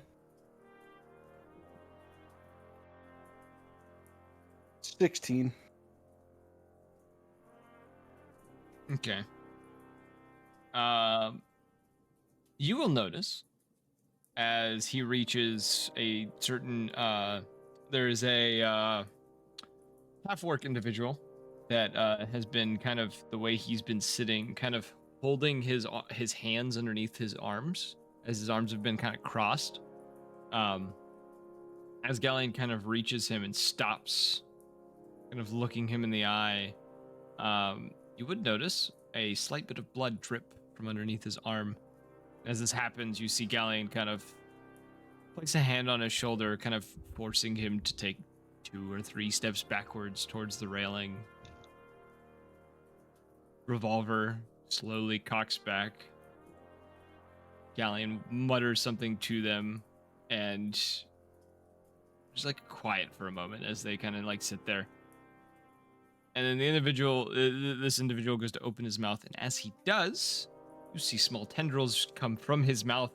A single gunshot, and the body goes overboard. You don't get a good look on what happened in particular, but you know something really, really creepy just happened. Oh. And then Galleon immediately turns and fires 3 more shots, dropping 3 more crew members. The others kind of not scatter, but kind of step away. You see these individuals kind of shake on the ground for a moment, and then get kind of still. One of them that falls face down, you notice on the back of their neck, there's a small, almost patchwork-like beetle that's been attached to the back of their necks.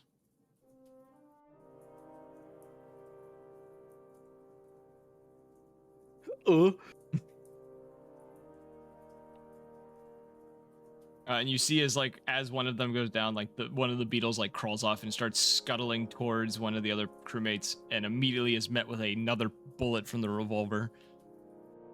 How many shots does he have left? He has 2. No, he has 1. He has 1 shot left. You see him pause, kind of like let out a deep sigh. Once again, that same kind of black mist kind of coming from his mouth that kind of like disappears as it comes from his mouth. And he looks up towards you guys and just says, "It would seem we've been met with a sort of infestation." He looks towards the rest of his crew and just pretty much tells them to return back to work, and he will take care of the bodies. They all look fairly scared. A couple of them like pull out handkerchiefs out of their bag and like tie them around their neck to like cover the back of their neck, like that's gonna do something from something like this. He lets out a sigh, looks towards you 3, and just says, Well, if you hadn't pointed something out, more of my crew may have ended up to this fate. What is this fate exactly? He goes over to one of the bodies and like grabs like the beetle off the back of the neck and like pulls it off. And like this is, mind you, these are not just like a thumb-sized beetle. These beetles are like 2 inches tall. Like this beetle is the size of like a brooch. And like drags it off the back of this guy's neck, and as you see it, you see with it coming these like long patchwork, like thin patchwork like tendrils that seem to have like dug themselves deep into the body, and most of them like ripping like roots of like a plant being torn from the ground. He says, whatever these things are, it seems they managed to get on board at some point. What they are, I haven't the slightest clue, but they are definitely something undead. Undead? He gives a nod and says, that's what I was able to confirm with the help of my god and Umbra. And gestures up to Umbra. And you can see as the raven kind of comes down and lands, you can see its eyes glowing slightly. Oh, damn. This is a little bit more serious than I was thinking. You know, beyond the ship we're on being sabotaged.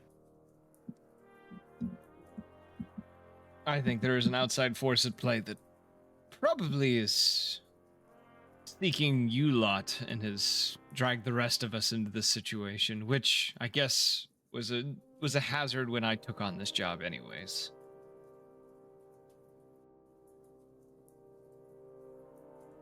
Yeah, right, that was a hazard. I almost just started killing people. I'm sorry.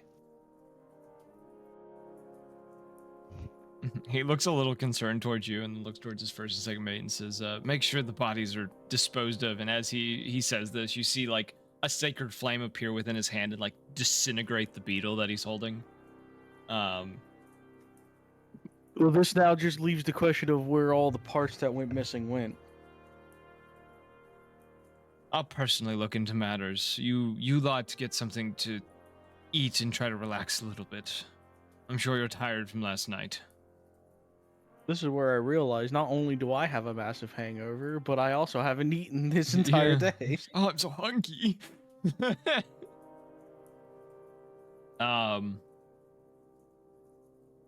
You see him, flip the wheel of the revolver out, pull out, 5 more rounds, stick them each in one by one, flip the revolver to the side, goes,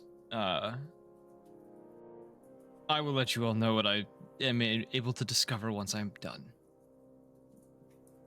And him and Umbra go into the deeper parts of the ship to comb through the ship to make sure there's no more of these undead creatures on board the ship.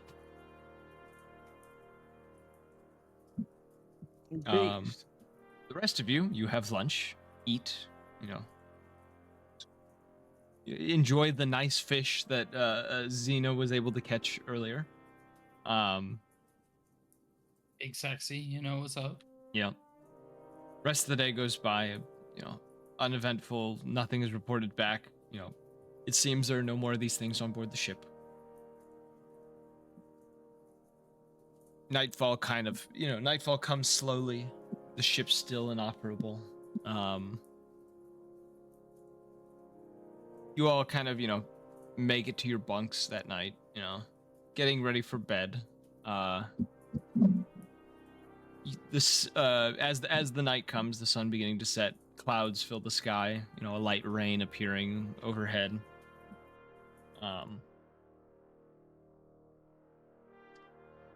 And as you guys are beginning to get comfortable, you hear a bang on the deck. Something loud. Not quite sure what happened. Followed by a number of gunshots that immediately go off. God damn it. Would you all like to That's investigate? not ominous at all. I'm bringing Lucky with us. Hangover or no? Lucky is over her hangover by now. She has been sleeping all day. Okay, you all rush out onto the deck. As you're kind of going, Keto kind of like appears before you and is like also running out on the deck.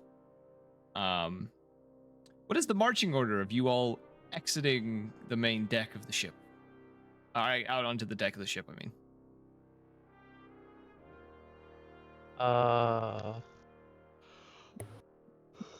I am big, strong. I would have ran in front.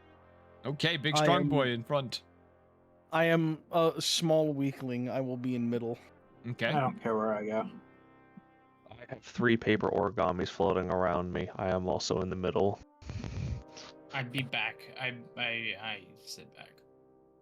Okay, and I have a perfect thing. You all run out onto the deck. Upon getting out there,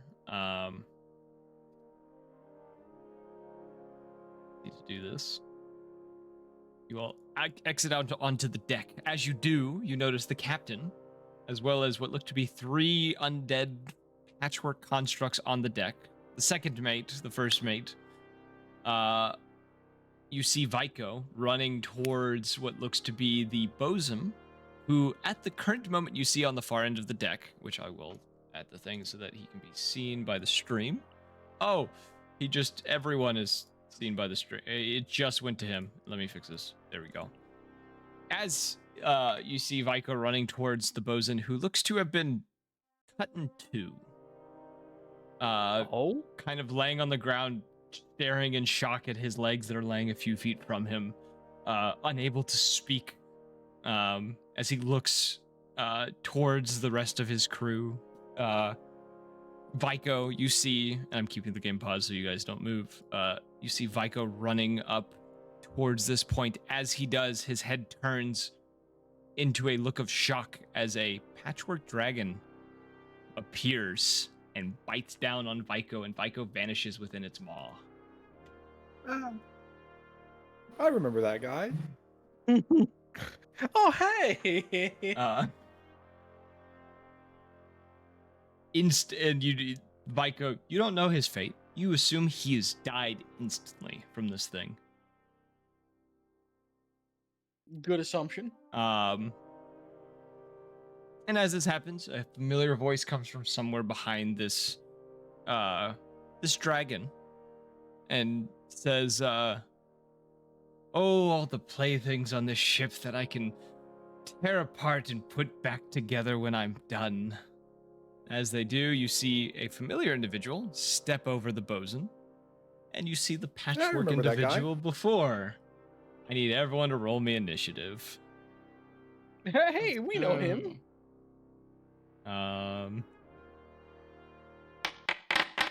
I got a dirty. Oh no, the song doesn't want to work. The one song I didn't test doesn't want to fucking work. No, not that one. I'm trying to use a different song. I am not seeing the end of this fucking fight. There's no way. Oh, 4 is crazy. Let me roll. You got a dirty 20? 17. Laboog, you're the last that needs to roll. I've already rolled forehead. Did you? It didn't roll in the thing. I'm second on the list. I got a 23. It doesn't show you on my end. What? I'm just gonna give you the 23. I don't know. What? It's not. Yeah, it's up there. It wasn't working for me. Now it's a 28. Yeah. I don't know why it wasn't appearing for me. There you go.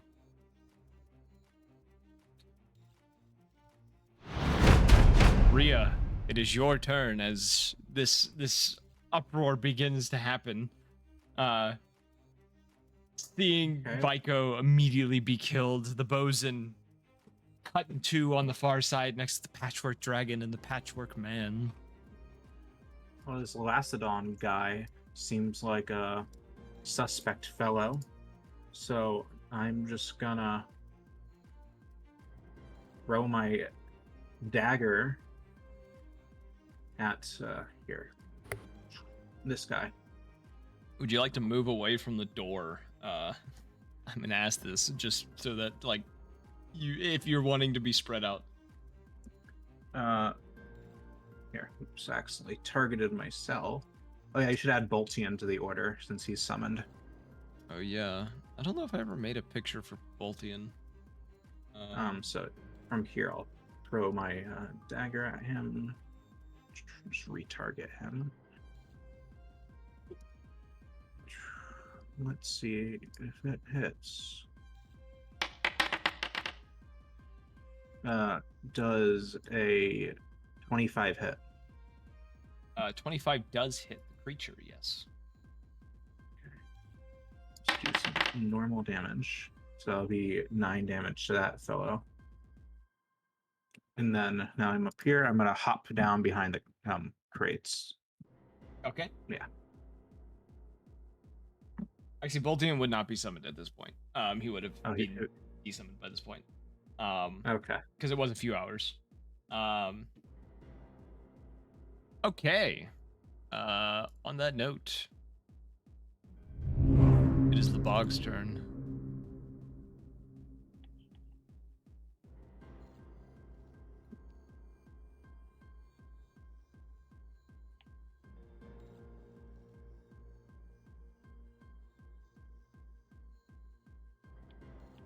Wow, he's pretty far. It's a big ship deck.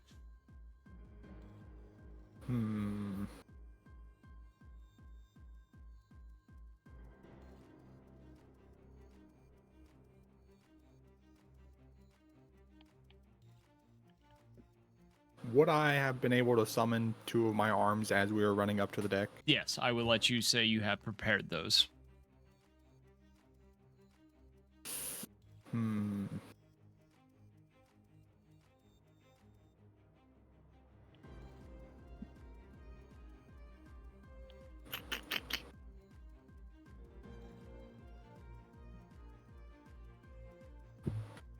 Guten Tag. Guten Tag. Still too far.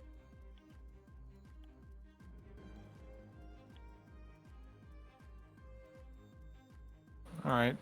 Punching time, I guess. All right. It's clobbering time.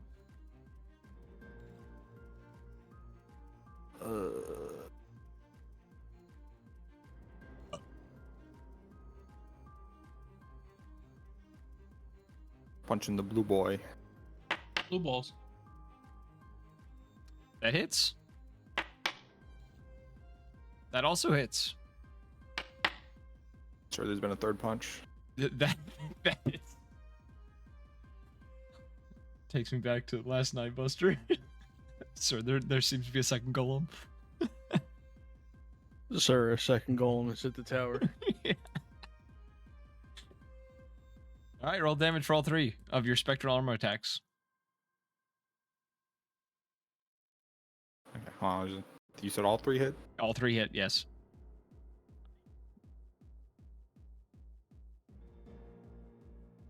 Yeah, right.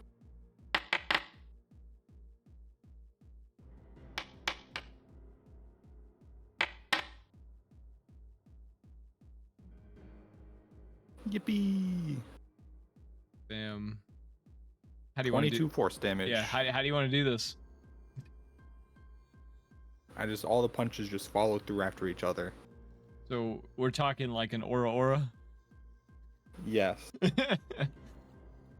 you all watch as he just rapid punches the shit out of this thing, speed bags it. That would be the term.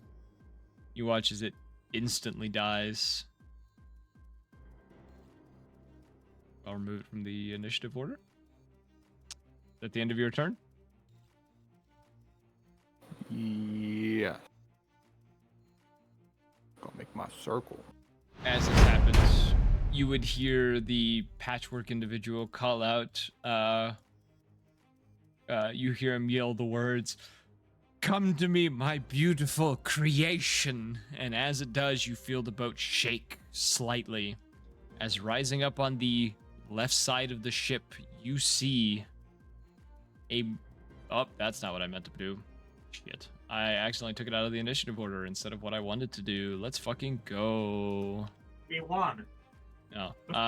You see a massive kraken-like creature emerge from the waters, peering over the side of the ship, this gruesome-looking monstrosity looking towards all of you, tendrils beginning to creep up over the deck.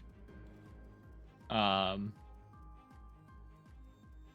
as it does it, it's going to produce a, I guess what you could call a roar.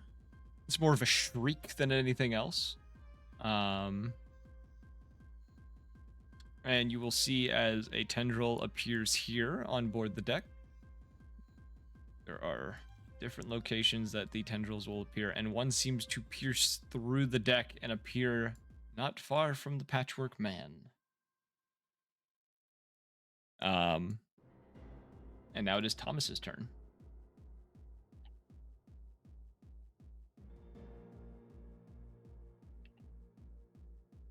Thomas, what would you like to do, my boy?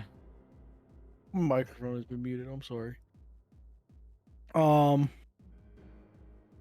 Damn, and there's a kraken. Well, I have to ask: Are these the second and Yes. first mates? Actually, they're actually evil. It's for some reason showing them as evil because I forget to change the tiles to say friendlies. Let me fix that for you so you don't accidentally kill your friendly compatriots. Yeah, please. There's a lot of coding involved, and I generally forget about a lot of it. Yes, now they are friendly. They will appear as blue, not red. Excellent, excellent. Just as I expect. Indeed. Indeed. So Wise choice. I'm gonna come over here, and I am going to put a Would I be able to put a wall of fire on the kraken? You can put it in front of it on the ship because I think it has to be on the ground. I don't know if the spell necessarily specifies that though. Can you just do a wall of fire in the air? Can I put it? I assume it would be too much to put it on a solid surface within range. That's what it says. Damn. Well, the kraken is pretty big and pretty solid. It would have to be the deck of the ship, or the rail, like near the deck, like edge of the deck of the ship. So odds are I'm not going to be able to do much with the wall of fire on the kraken. You could block it from seeing. Maybe burn it. And yes, burning it would also be a thing as well. Fried calamari. So what you're saying is I should pop a level 6 flame strike. Not what I said I at all. think you should cast Emulate. The spell he could never get off last time. I got it off once. Yes, you got it off once. Entire campaign. Every character saved except for one. Alright, so what's happening is this. Hold on, I need to draw it. No. If you click on it in the thing, you can procs the spell that will use the slot, and then you can draw the thing. Did you hiss at me? I don't even know how to fucking... Go to your spell book. Go to the spell. I can't find my spell book. Are you on your character sheet in Foundry? No. That's what you need to do. Go to Foundry. I'm trying. Click on your character icon. If you click it twice, it'll open your it'll open your character sheet. If you double click your character, we've been through this. I'm going to. That's fire bolt. Is that what you wanted? That is in fact. Apologies. Okay. No, that is not. I wanted flame strike. That was it. Right on that motherfucker. All right. El Krakeno and it's going to be a level 6, which I can't do on the danged thing which is exactly why I don't like using this. Is it not? Did I not set up the levels correctly on here? Probably not. Oh, it's because I didn't code it actually in Foundry. I coded it in D&D and Beyond, and D&D and Beyond was fighting me on a lot of stuff, so I left it. Because D&D and Beyond is a lot less intuitive than Foundry. So, wait, is this thing undead? Yes. Radiant damage.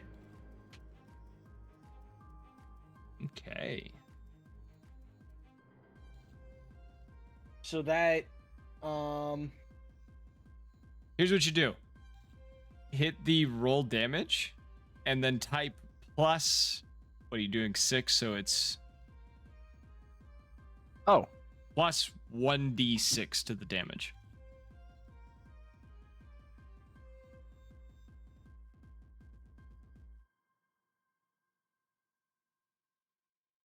The music suddenly stopped, and that scared me.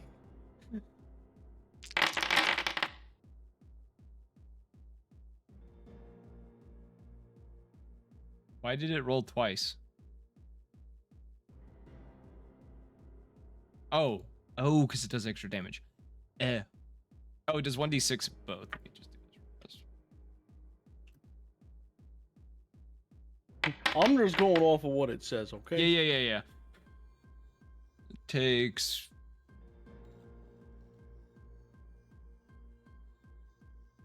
I have that damage. All right, cool. Bam. Okay, you hit it with this. It shrieks louder.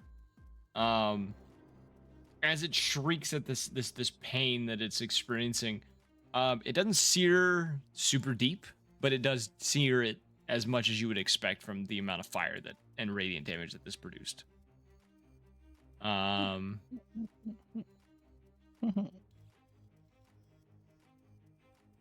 Yeah. Is that the end of your turn? Oh, is it? That's what I'm asking. I would like to throw my Book of Warding at it. How many pages of the Book of Warding do you have? I don't think we ever came up with an actual amount of pages.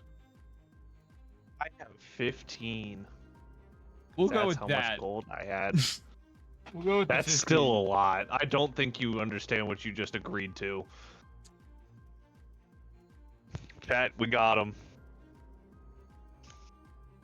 So that is 5d8 times 15 acid.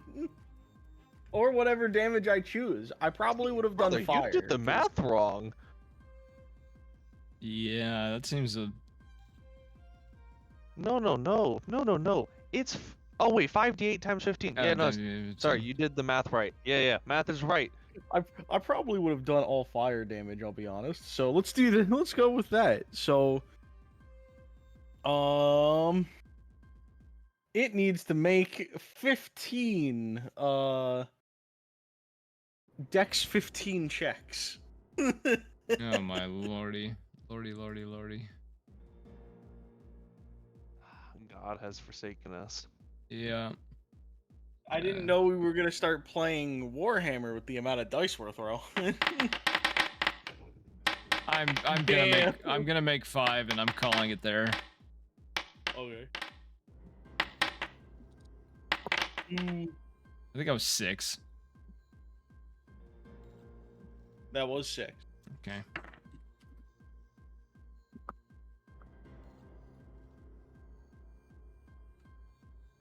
This is about to be ridiculous.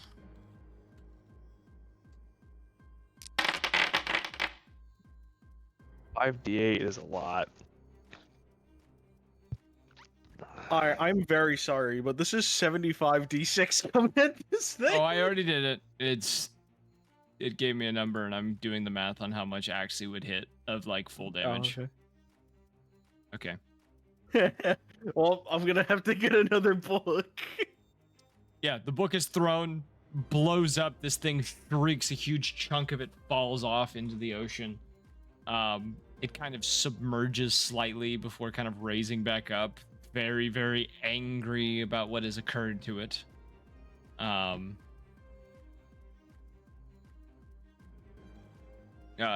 probably should have saved the book for the patchwork dragon, but this will be fine. It is now Remus's turn. Don't worry, Pookie. You're not the only one who has a book. I look at you and go, "We had the same idea." Did I start making one? Yeah, except you see my pages animate into flying birds. I'm just kidding. I'm not gonna do that. That'd be cool. I'm not here for cruel and unusual punishment. Check the door. Who the fuck? I will fucking kill you. Xena scared me. I didn't do it. I didn't do shit. Don't look at me. I deleted the chat. Brother! I accidentally pressed a button. My bad. That was my fucking ear. God. I'm taking away door privileges. This is no longer a door. No, our fucking door. Well, since Why the is it door's ajar? gone, can I just leave? No, it's gone. It's just a wall now. Portable hole. Look at what you've done, Jared. Look at what you've done. You've locked us into this hellhole. Okay, Remus, You're what are you gonna welcome. do? Hey, question. How? Oh, why can't I ping it? Fingus. Why can I not ping this? That? This? Hello? Click? No. Click and hold. This. Yeah, What are these? box. These are crates, large crates. Yeah. They're chained down. How heavy is it? Those are like good, like a ton or two, like in weight. God, he's That's gonna a fucking lot. unchain them and slide them in the thing. That would be great. What's... There's a crack in here. There's a dragon here. Huh.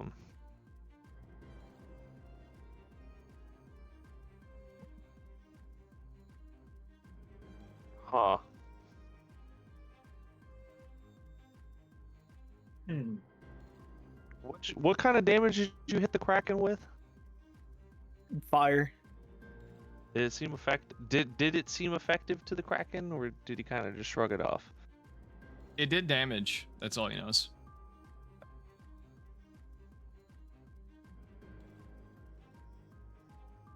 Cool. Well, that's not too helpful. That's all. That's all you get. That's all you're getting from me. That's fine. That's fine. You're not gonna like me here in a second.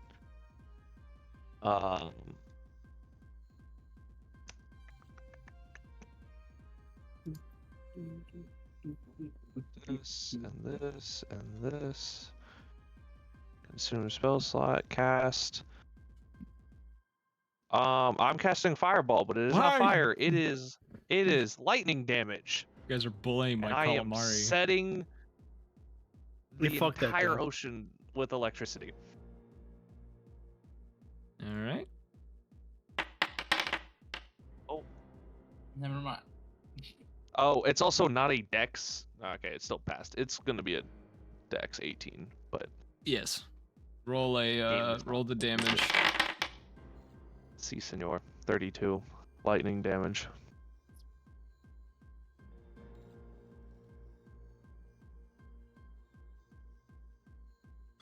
Lightning does not seem to affect it. Its flesh almost seems to absorb most of the damage, burning a little bit, but not as much as you would hope. Okay, well that's another damage type out of the way. Hey, how do I get rid of the column of fire? That's a great question. Because it's an instantaneous spell, so... Oh, there it goes. It should there. Yeah. That was his fireball. I just had to delete it. Anywho, Okay. it That's is all I now- can do. Yep. It is now Okari's turn. You watch as she kind of like looks around at just everything that's happening. She is going to. You watch as she is going to draw a rapier. rush towards this entity here.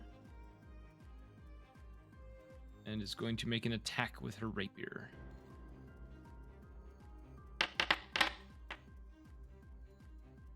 She's going to hit it, inflicting normal amount of damage plus sneak attack. You watch as she runs up to this thing. She drives her rapier through the chest of it, lifts it into the air, yanks it to the ground, and then just kind of kicks it into the crate. Its form, as it slams into this crate, immediately dead, withers away and vanishes. She then is going to turn her attention towards the patchwork individuals and just prepare herself with the rapier. Now the patchwork individual's turn. You watch as he sighs and just says, none of you have appreciation for the things I create. And it's dreadfully clear, and you watch as he reaches a hand down towards Hans.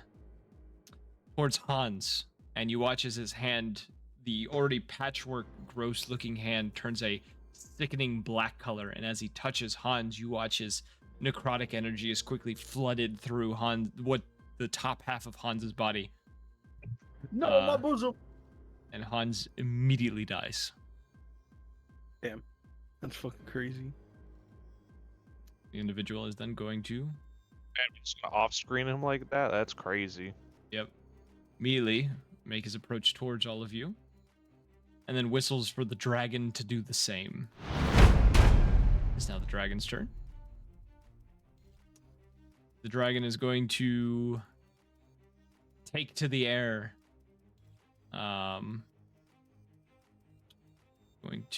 I gotta grab the right point of this thing. Going to touch down right in front of her.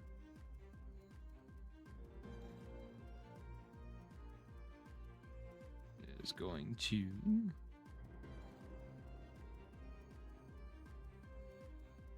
The Bog, I need you to make a dex saving throw. It is going to use a breath attack.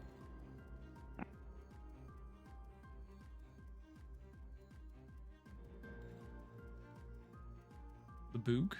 Oh, there it goes.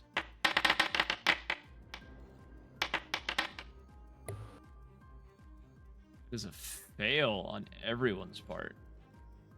Damn, bro.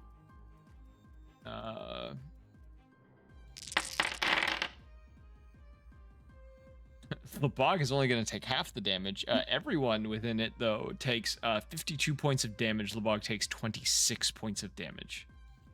The zombie that's in front of you, Lebog, disintegrated on the spot. Oh no! I deleted the Bog! What have you done? Oh, that's not... Wait a fucking minute. No, it did not just do what I think it did. Did it just fuck up my character sheets, brother? That's so important. If that just did it, that's so messed up. That's what happens, bro. There's two Okari. Yeah, I know. Not I was trying to having, figure something out. Apparently, there was a coding error somewhere, and my stat sheets for the two of them are gone. Should have backups. I had backups. They've all deleted. It deleted all... When I deleted you guys just now, it deleted their fucking backups. I don't know what the fuck happened. It just deleted all of my shit. That's crazy. Is there no undo button? I did undo, and it deleted them. I can do a rapid reset. But it is now Galleon's turn, which I will do his turn real fast. Galleon, seeing... looking fairly upset by everything is happening.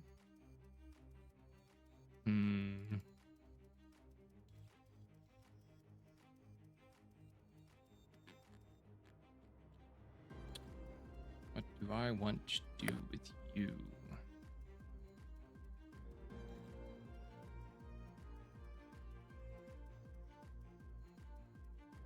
Yeah.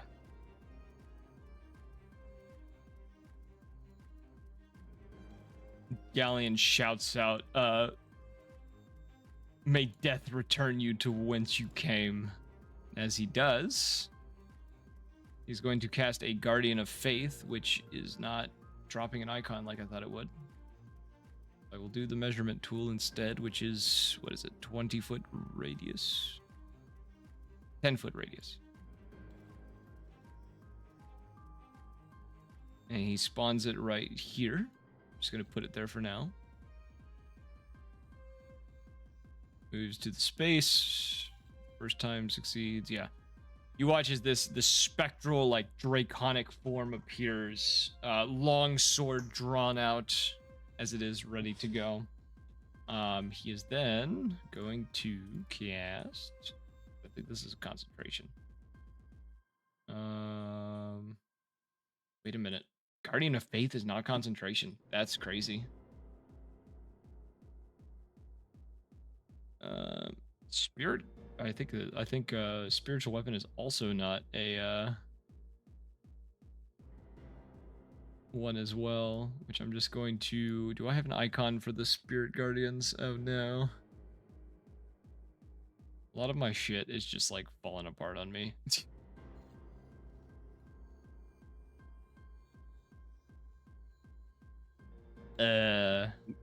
Much like the ship.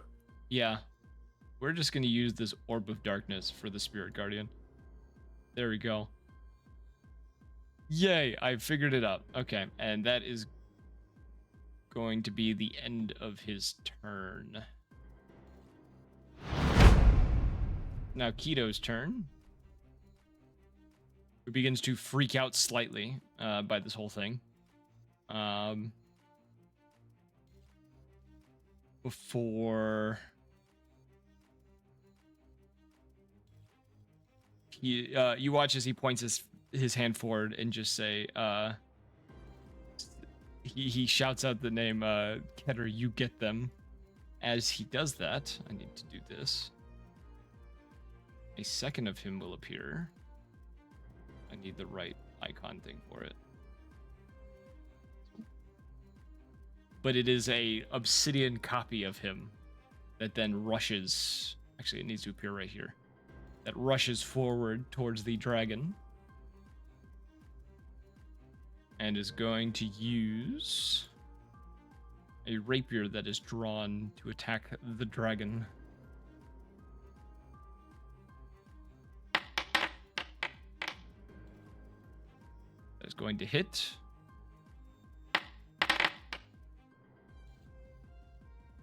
He's going to hit it, as well as getting off... Where is it? Sneak attack. And he will do a total of 14 points of damage. Xena, it is now your turn.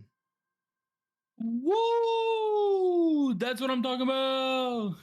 That's what I've been waiting for. That's what we're talking about. Ooh, baby. Ooh, baby. That's what we're waiting for. Okay. You know, I haven't really been thinking about what I should be doing. I figured we would have already won by now. Let's see. That's a crazy comment, my man. I figured everyone would just be better, personally. Figured everyone would just be better. Yeah. How far can I summon my aberration? Why can't I read it? Sort of fucking gun. It's not popping up in chat.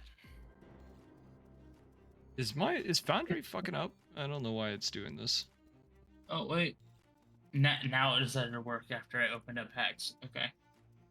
Because I tried scrolling down and it wasn't working. I want to just see how far away I can spawn it from. That I can see within range. There's no range. That's the problem.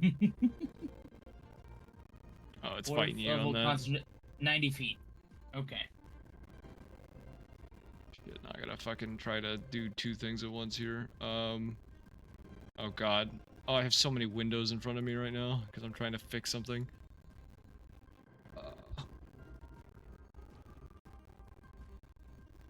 Oh, I can shrink those down. Oh, let's fucking go. I didn't realize that. Okay, good. I can multitask now. Alright. You need your aberrant spirit. Where are you So spawning it?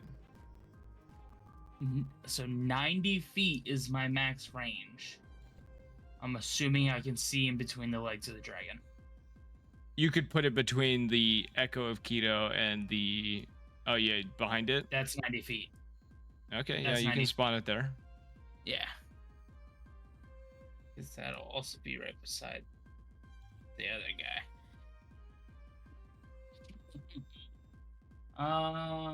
So let me use this cast spell slot.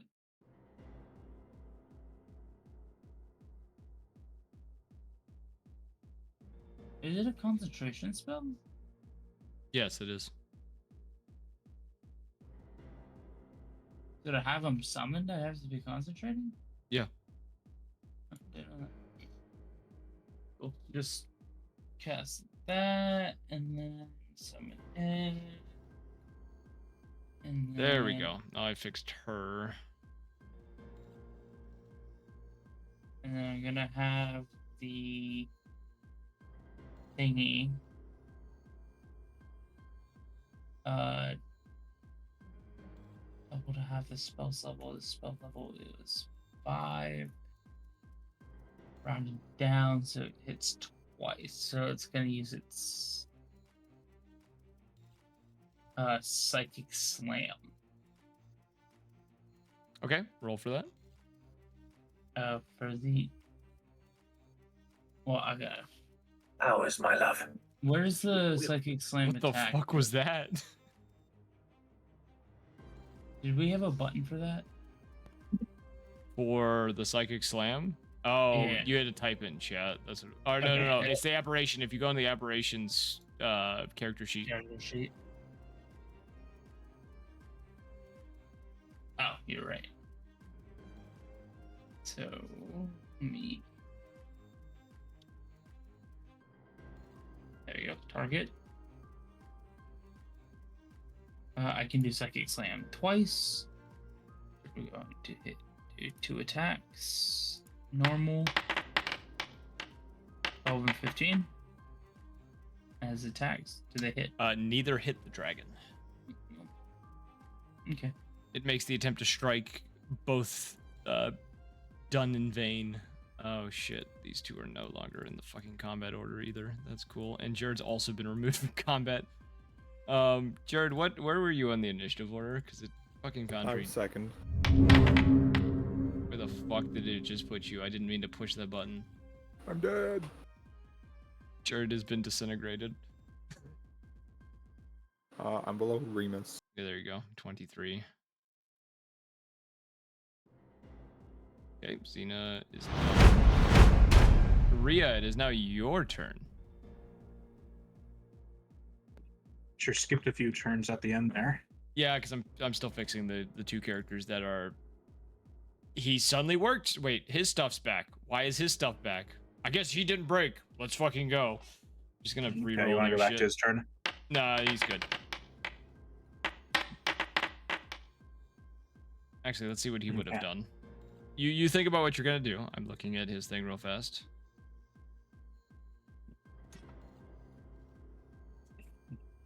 He is gonna fire 2 shots of a revolver. That's what he'll do.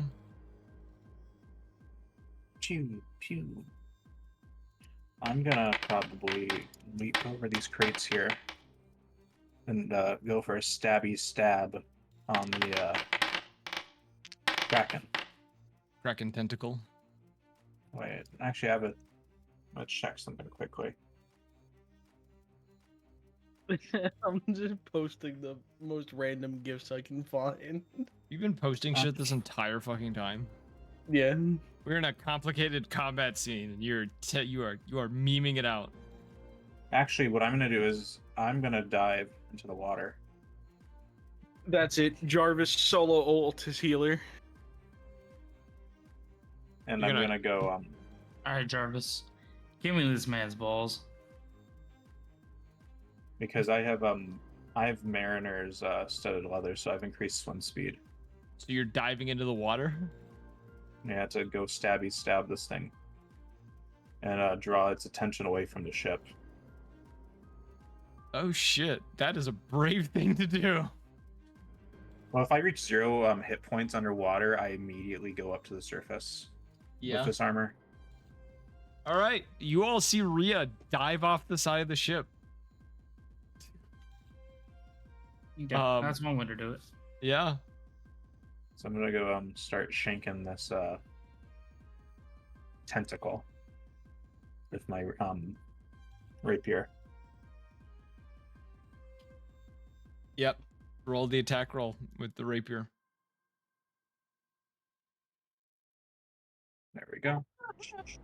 Oh no! Dies of death. Words cannot express my sorrow. Only at 14, so I'm guessing that doesn't hit, but I have several bonus attacks now, so I'm gonna... That does hit if attack you're aiming it. for the tentacle. Oh yeah, I'm hitting for the tentacle. Yeah, it does hit. And let's roll for damage. That'd be 9 damage, and then let's see.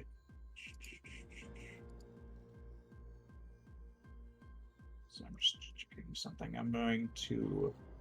Here's my bonus attack. Sorry, I'm just not finding my second bonus. I'm going to use one of my action surges here to. Actually, no. I'll just do this, and now I'm going to use, since I have extra bonus speed in the water, I'm going to move kind of flush against the hull beneath this boat Okay. and start climbing up the side with my weapons. Okay. Like my paired daggers. The bog, it is now your turn.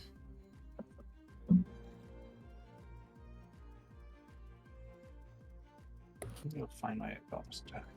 Is this guy sitting on the dragon, or is he standing behind He's it? standing behind it.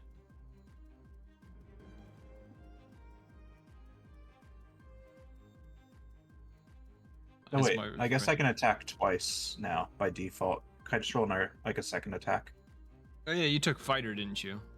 Yeah, I thought it was like a separate thing I had to activate, so I'm just gonna. Please continue on. I'm just gonna. You talking about action surging and then using a second attack? Yeah. Yeah. Not even action surge. It's just beginning at level 5. You can attack twice whenever you take an attack action on your Oh, turn. you've been taking that many levels in fighter? I didn't even realize I that. have 5 levels. I'm Damn. equally split. Okay, yeah. You Does it strike. 13 hit? Yeah, and you sever this tentacle. The rest of you hear the shriek from the main body as this thing is destroyed. Sorry, Lebig. Please continue. What's the circle again? That is a spirit guardian, or guardian of faith. I mean, you know the big golden boy that It's friendly, right? yeah, it's not gonna hurt you. I'm going to walk here. They kicked me out. And then I misty step next to him. Hello. He looks towards you as you appear and just says, "What a peculiar one you are." Thanks. And I'm gonna punch him twice. All right, roll the attack rolls against him.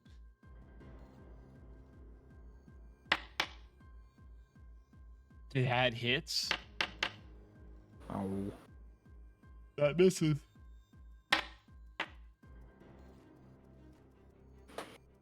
You punch him in the you punch him in the face. He dodges the second one, and he just looks at you and goes, "I'll have fun tearing you apart." Well, I sure hope so. End of your turn. Yeah. Now it's the Kraken's turn. The Kraken. Have you started climbing up the side of the ship, or are you just staying in the water right now, Rhea? Yeah, I've started climbing up the side of the ship with my daggers to kind of like position myself below the lifeboat over here. Okay.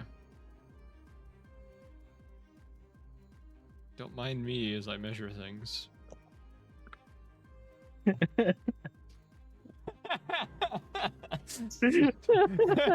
Don't be afraid.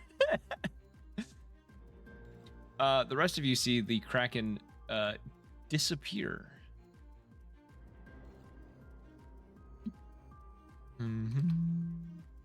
Hi ho, hi ho.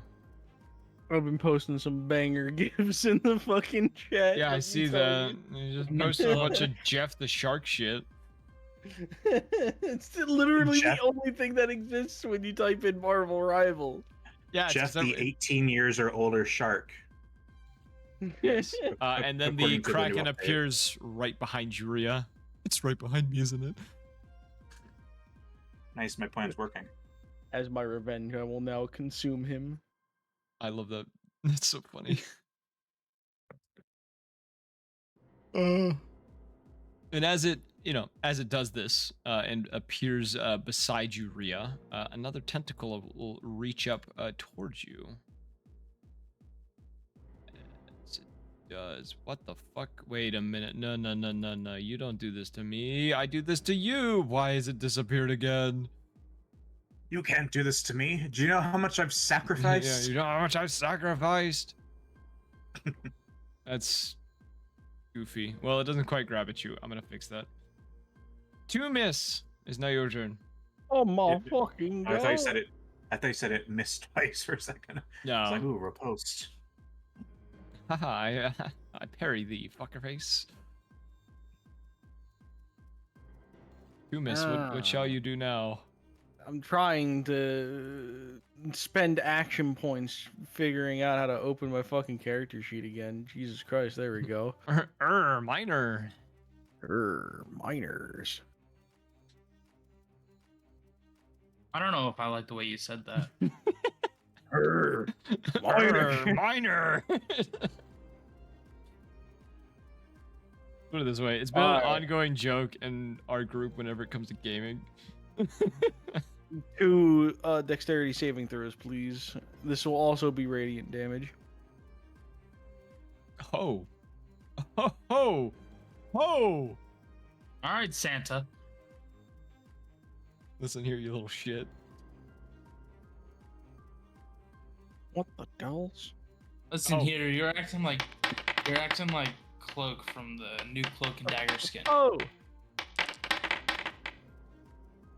Not a single one of them passed. Were those all natural ones? No, just one natural one. Okay. All right. Here we go. Oh god damn.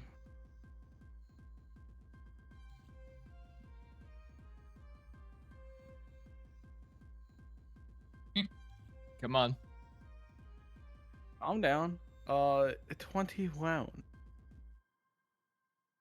Because this is not any normal damage. This is normal damage. This isn't What half is fire, what half is radiant? 1/2 is fire? If this is the fire strike, Yeah. 1/2 is, I think the spell says 1/2 fire, 1/2 radiant. Creature takes Oh. 46 fire damage, so 46 that's 21 fire damage.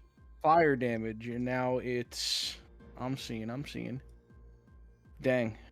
2 plus 1. 11. Alright, so I actually did that math wrong on the first one, so let's do... I'll take off the last dice. 17 damage for the fire.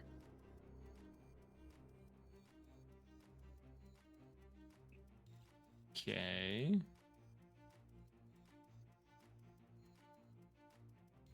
Because I rolled an extra dice by accident and counted it. Okay. This blast goes off.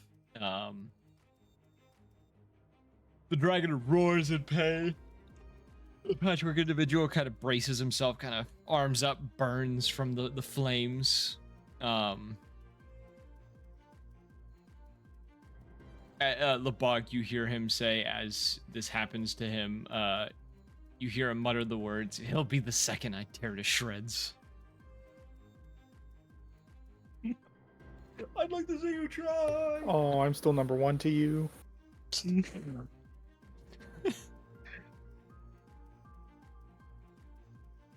You saying that, actually, when you say that to him, he is going to look towards you. And is going to put a hand out as a spectral hand appears. I need you to roll me a dex saving throw, my boy.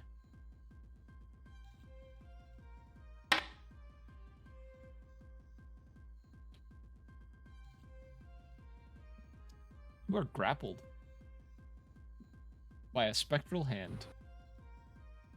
Oh no. You are not allowed to move. Oh no. Oh no, I can't move.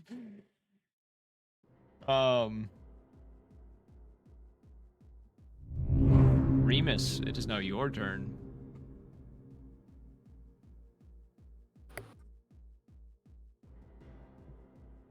What shall you do, my boy?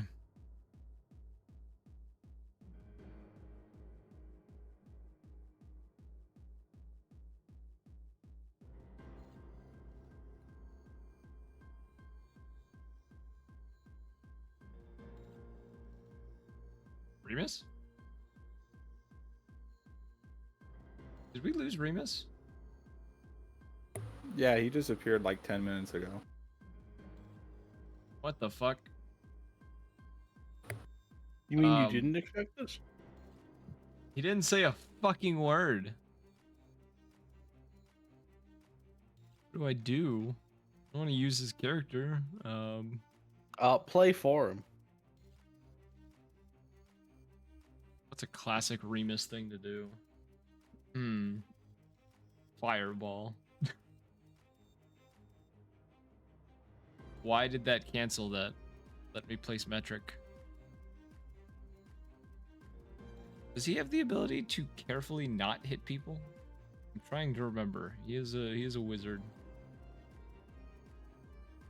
Nope, he's a scribe, so he doesn't have that ability. He's gonna cast it right here. What the fuck? He would do this anyways. This is something I know because he's blown you guys up before. Make the 3 roll the dex saving throw.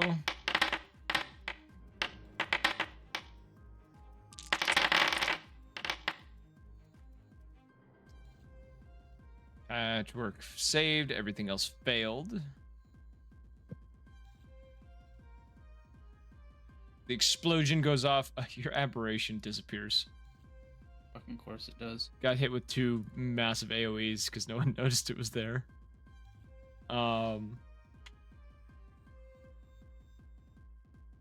And that is the end of Remus's turn. Go back to Akari. Akari is going to take her rapier. It is going to jab at the dragon with her rapier. She's going to miss. You watch as her blade bounces off the scales of this dragon. And as a result, she's going to actually back up. She's going to use a bonus action disengage and back away from the dragon. Kind of moving herself here. Now Patchwork's turn. He looks towards you, Lebog. And he is going to slam you with an appendage as well as attempt to use a chilling touch upon the attack and attack. Damn. I don't know why the dragon's being targeted. Lebog, you are hit. He places a hand on you as he touches you, and you feel necrotic energy pulse through your body. You take 20 points of necrotic damage. Actually, Oh, I take 13. all right. I add 7 health back. All right.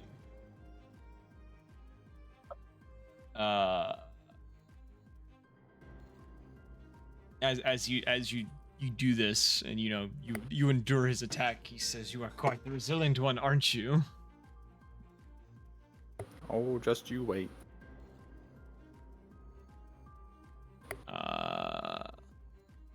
That'll be the end of Patchwork's turn.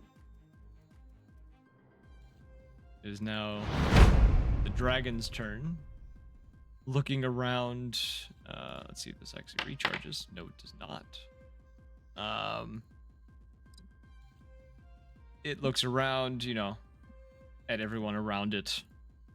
It is going to do a claw attack towards the echo that's in front of it.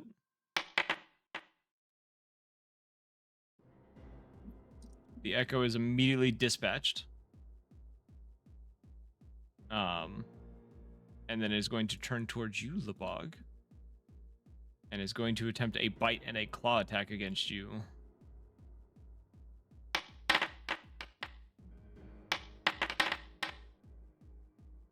Both of which will hit. How much physical damage do you negate? 4.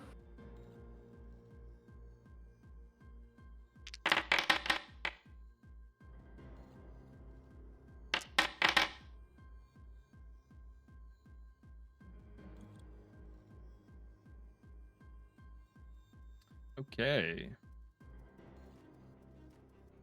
You take a total of 27 points of damage. As it bites down on you, you manage to pull away from it, and then it slashes you with a claw. Its back turned to the rest of your party. Oh, also on that note, though, because it did attack you, for every time it attacked, it has to get hit with the Guardian of Faith. That's right.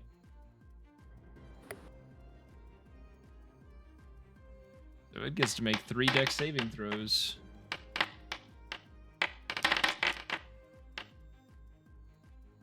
Fails 2, succeeds in 1. Does it not? Does Guardian of Faith not say how much damage? Oh, just does a flat 20 on a fail. So it takes a total of 50 points of radiant damage. It is now Galleon's turn, though. Galleon, getting upset, is going to... He is going to use his ability. He is going to channel Divinity Path to the Grave. As you watch this dark energy wrap itself around the this dragon, it kind of attempting to fight it off as a target forms on its chest, essentially. Immediately after this happening, you watch his spiritual weapon will rear back to strike this dragon.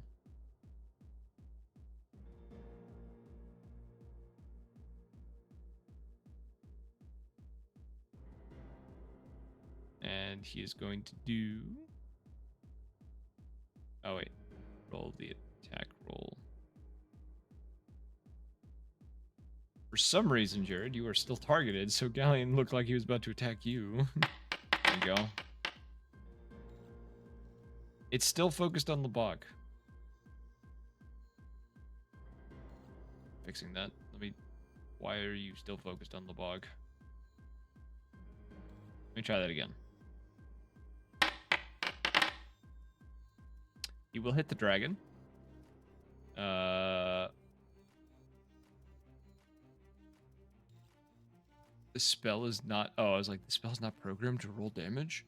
There it goes. No. It isn't programmed to roll damage. What the fuck? 3d8.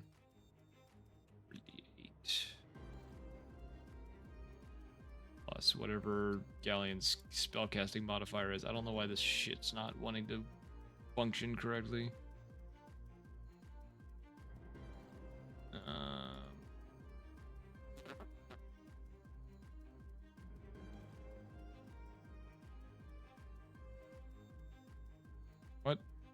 That not roll?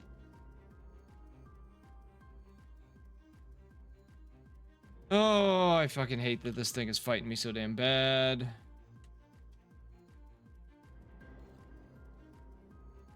There we go. He does 23 doubled, so he does 46 points of damage.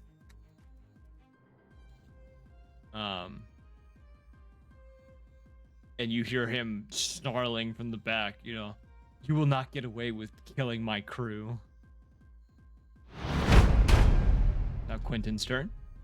Going to fire 2 shots of his revolver.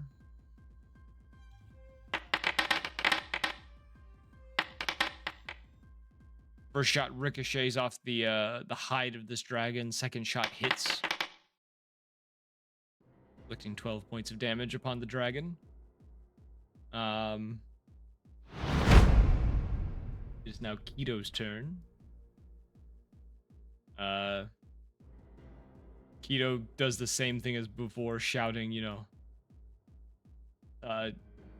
just it pretty much yells, attack him again, sister, as the echo reappears and rushes the dragon.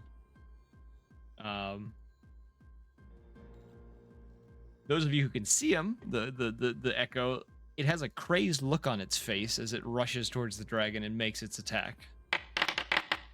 Almost like it craves violence and is going to miss as its blade strikes and skims off of the scales of this beast.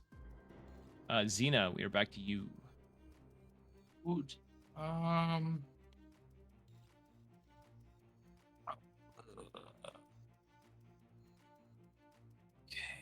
Let's see. I'm gonna.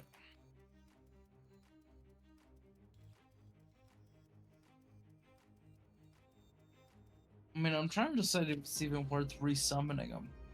Like, he's just gonna die again. If there's more AoE spells cast.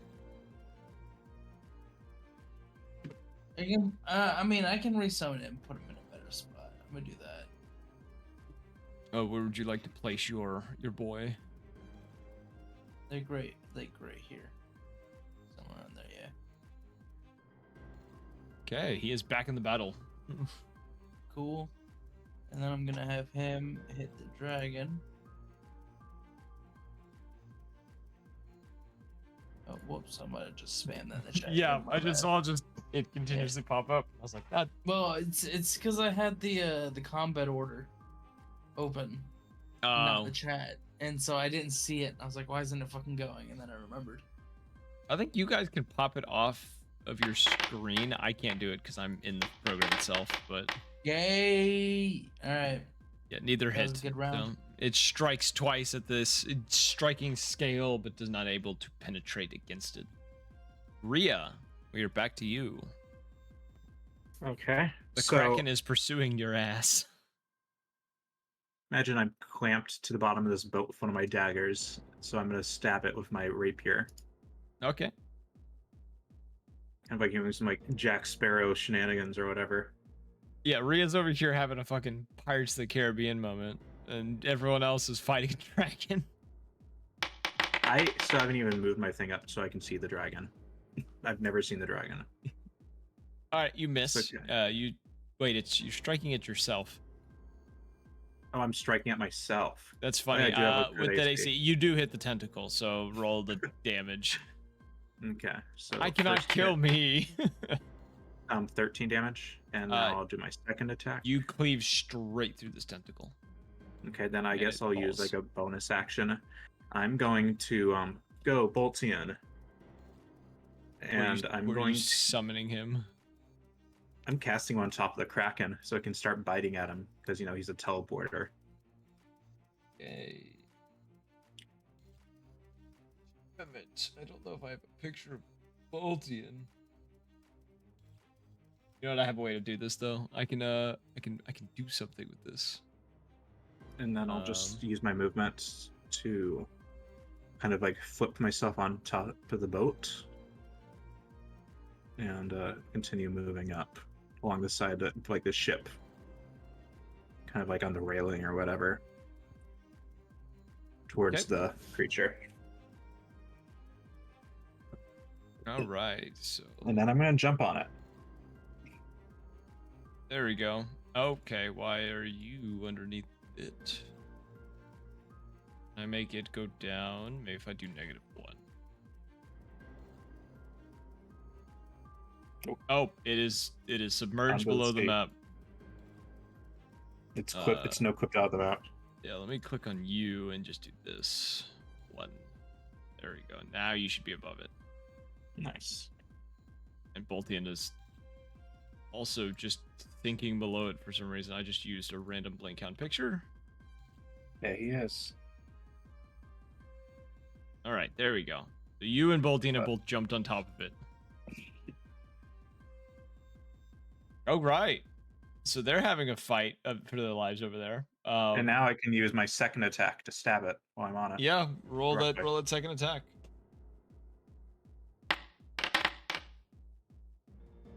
19. That does not hit.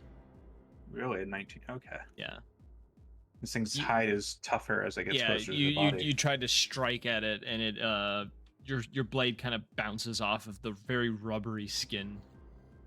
Okay. Boltian will also attempt to make a bite.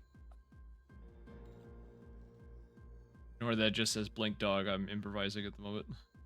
Yeah, he is. Here comes the boy. Hello, boy. It is biting and is unable to get through the hide of this beast. Back to Labog.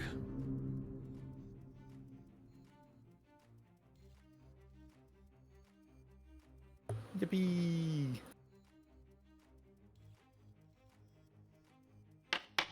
One. Bruh. You trip and fall. I can't trip, he's grappling me. Yeah. That will hit. That will not hit. So you get 1 punch. What the Sigma? 1 punch. Yes, a whopping 6 points of damage. Oh ho ho. A feature I forgot I had. Oh? Since I used an endurance dice before my turn ended yeah. That punch does more damage. Oh. Does it now? Yeah.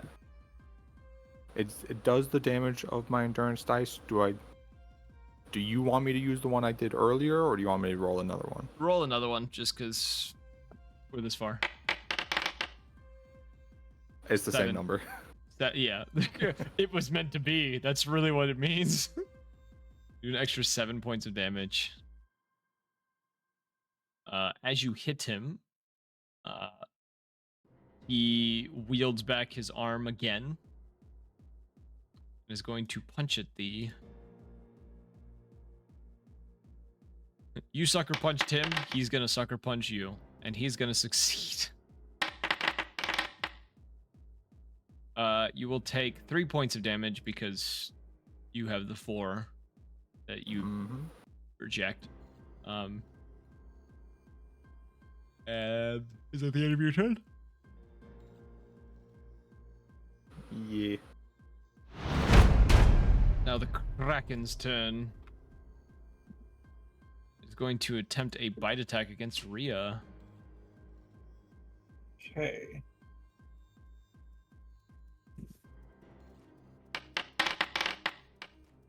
It's going to succeed. I'm going to uncanny dodge to half that damage. You will take 9 points of damage as you barely dodge its jaws biting down towards you.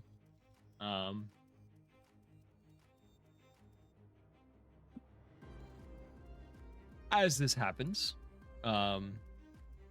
more tendrils or tentacles rush out from it, another appearing nearby, trying to grab at you, and another busting through right here.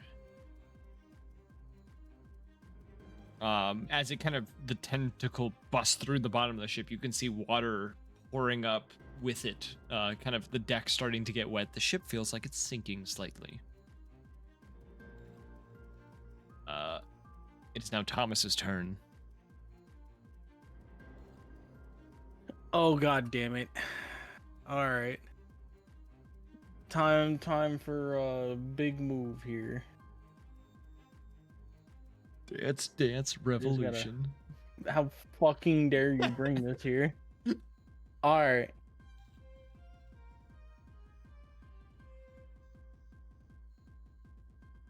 What? What? What level is this supposed to be at?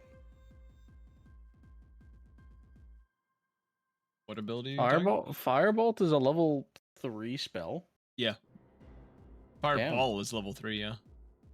Firebolt. Firebolt is a cantrip. Then why is it telling me that it increases by 1d10 every level? That's your character level. Oh, you know. Shut up, I need that. There are no level 11 and 17 spells, sir. You shut up. I knew that. You're dumb. Fuck you. I'm testing you, jackass. Yeah, sure. Let's go with that. I'm gonna firebolt the main guy. Alright. After I step forward.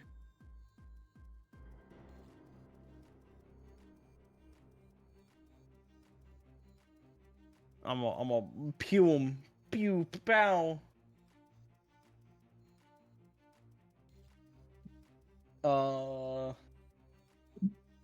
24. That hits. As I expected. Yes. That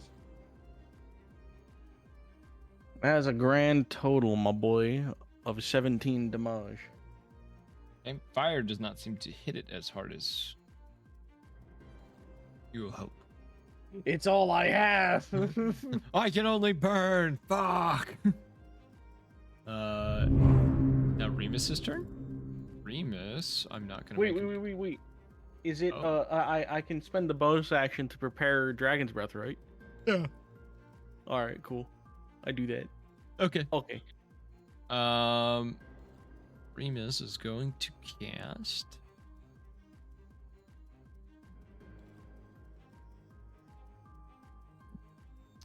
I know what he's gonna do. I wanted to move my full movement. I actually only moved 5 Remus feet less. Remus is gonna cast haste.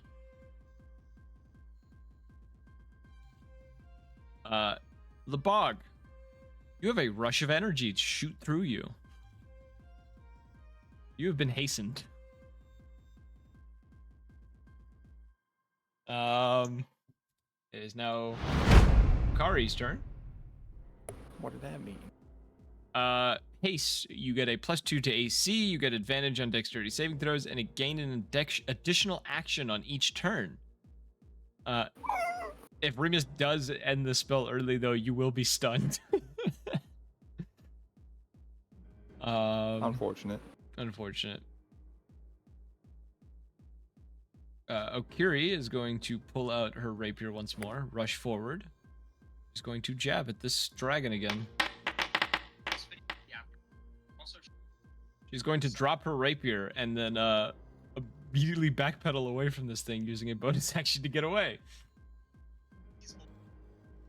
That's the end of her turn.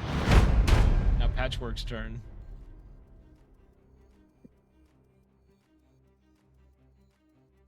Well, because you're his target, he's going to use the same 2 attacks against you as he did before. The bog. He goes to touch you with a cold hand and then punch at you. Neither of which hit. Haha. And that is the end of his turn. Now the dragon's turn. The dragon is going to claw at the echo again.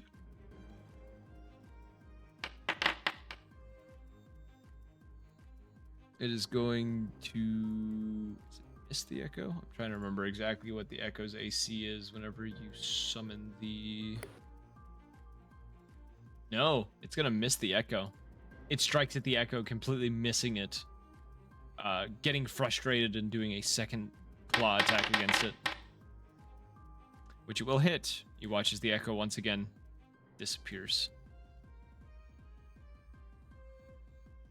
And then it'll turn back to you, Labog. And use a bite attack.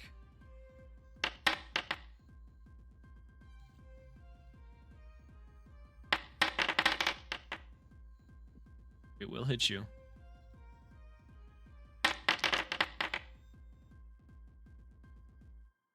Labog.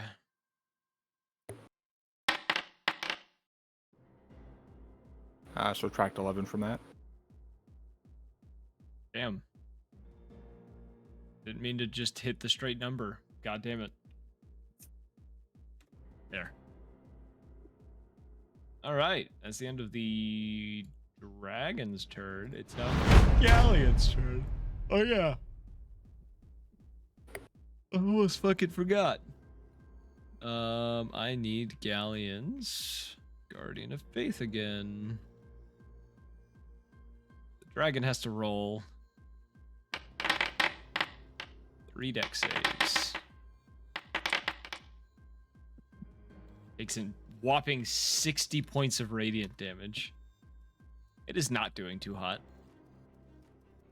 You see Galleon looking towards it, you know, snarl on his face as he pulls out the revolver once again. Fires.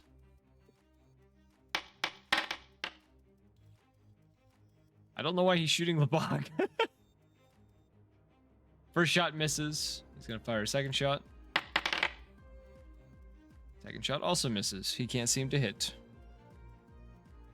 He then tells his spiritual weapon to strike. Oh yeah, it doesn't fucking want to... I guess I gotta add... Yeah, it's going to miss as well. Galleon didn't do good. Quentin's turn. Quentin is going to fire his revolver at the dragon.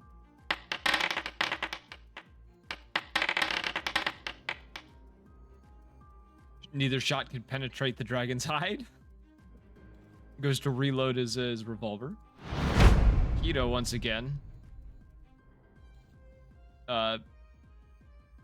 Just kind of doesn't shout words, but just kind of like shouts again. The echo appearing once more, rushing forward. And the echo will strike.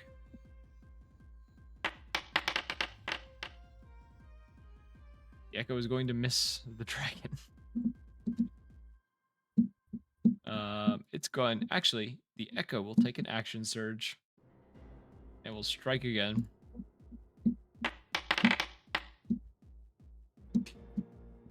Frustrated by its initial attack, takes the action surge. Manages to...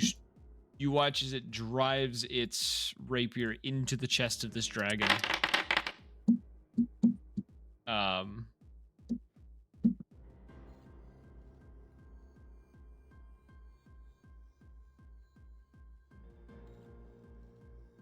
And as this strike happens, the dragon lets out one final roar.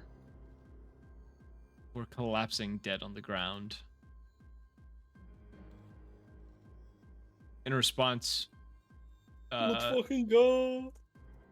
Patchwork looks towards it, his eyes, you know, beginning to water. You can see Labog, you can see him, you know, his eyes watering because of this devastating blow that has happened.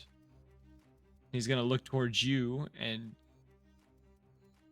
throws his arms back and shouts as a blast of necrotic energy hits you. Labog, I need you to roll me a Constitution saving throw.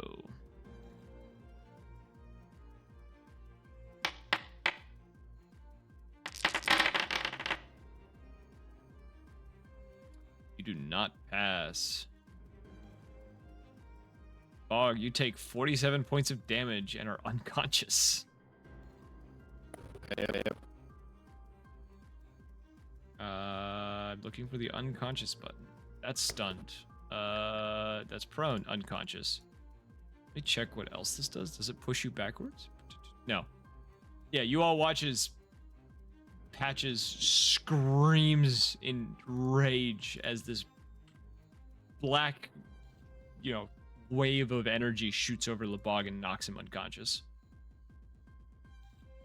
It is now Xena's turn. Let's go. You know who I didn't use this entire fight was Lucky. That's funny. We're just gonna put Lucky away because she was just never used. She was hungover. Yeah, that's it.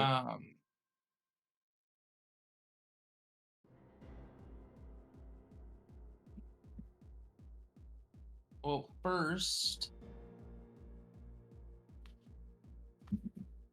my star spawn has Whispering Aura. It should be higher than a 10.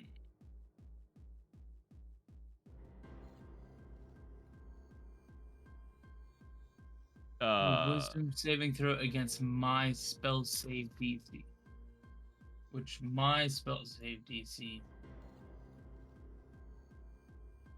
Wondering if I've just been doing this wrong the whole time. Let's see here.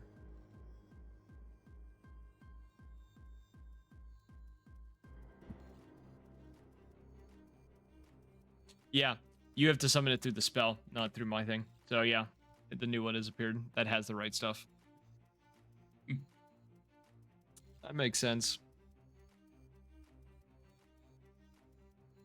Yeah, okay, cool. Because I was like, I think it's because it was spawning at a level 1. No, it's still showing it as a 1. It's just it's coded to do it right through the spell itself. Alright, cool. So the Whispering Aura, so it needs to do a it's dead. The one thing that's near it is dead. Oh, is it? Yeah, the dragon's dead. Oh. I left its body on the map only for the fact of just having an obstacle in the way. I was about to say, could my thing walk through it? It could walk Or like walk past over it and get to Patchwork. Yeah, like get like right here. Yep. Okay. Yeah, he's just gonna.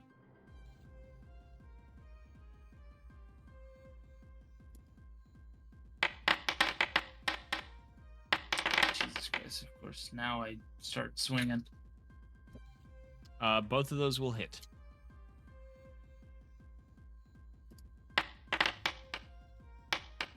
Jesus Christ! Okay. Wait, did I just wait? It rolled the same for everything, which is crazy to me.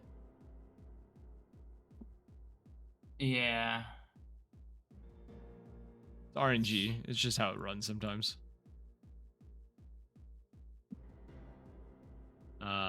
End of your turn?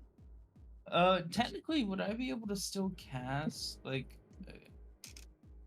Eldritch Blast, or does that get rid of my concentration? I think you can. No, Eldritch Blast you can cast. It's you can't cast another concentration spell. That's the one thing. Yeah.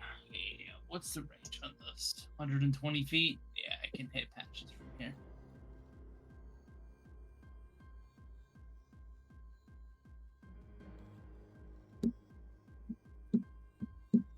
How many can I do? It should say on the Level 10, spell. so 2.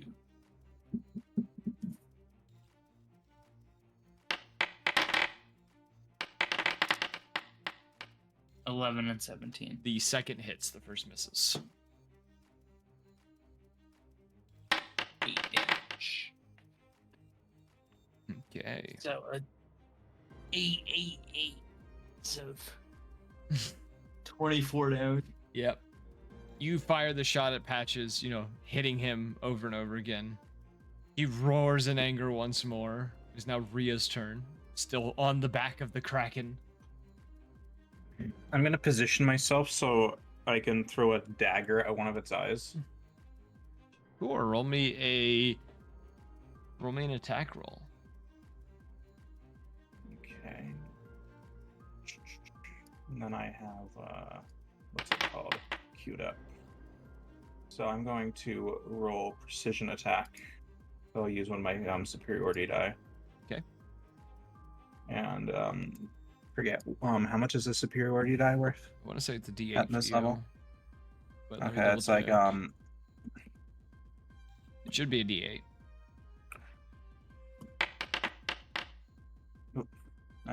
Yeah, it's 4D8. Can't win them all. Okay, and then I'm going to use my bonus action to retrieve my dagger from the Patchwork Man from the beginning of the encounter. Okay. And now I'm going to throw that one using my second attack. All right. Roll that second attack. Okay. And now find your mark. I get advantage on this attack. Okay. And when you're making a ranged attack with this, I get a bonus, 1 damage. I'm going to consume the usage here. That hits. You're also still focused on yourself again. I just know the AC of the creature, so. I always forget about the big guy. Okay. So I've hit. I don't need to use precision maneuver here. So let's roll the damage. So that will be 11 damage. 11 points of damage. Your blade does not pierce as far as you hoped, but it does pierce. I guess then I'll use my movement. I'm going to use my what's it called? Cunning action. You used your bonus action to recall your dagger. Okay. True. Then I'm going to move around onto its back. Okay. To get Lebog, onto its eye. death saving throw, please. That is one fail. Ooh! Now, the Kraken's turn. The Kraken is going to attempt a bite attack against you, madame. That's going to hit. And then I'll use my Uncanny dodge. Yep. To half that to that first one to 16. You take 11 points of damage as you narrowly dodge its teeth once again. It's getting scraped against them as this happens. Now Thomas's turn. What about the dog? Oh yeah, the dog. Go for the eyes, boy. He is not able to hit. He still can't penetrate through the flesh of this beast. Now, Thomas, it is your turn. Oh no. Alright. First I gotta do this and that and this, and I gotta come over here.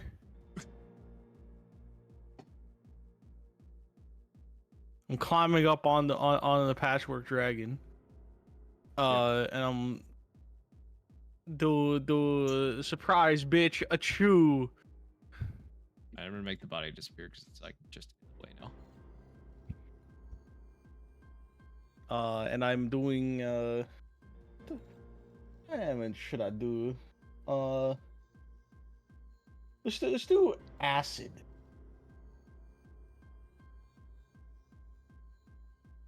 Acid damage, huh? Seed damage. There we go. Now you appear on top of it. Acid damage. All right. Do this just for my own sake. Gotta make a DC 15 Dex. Oh, I don't want Thomas to make the saving throw.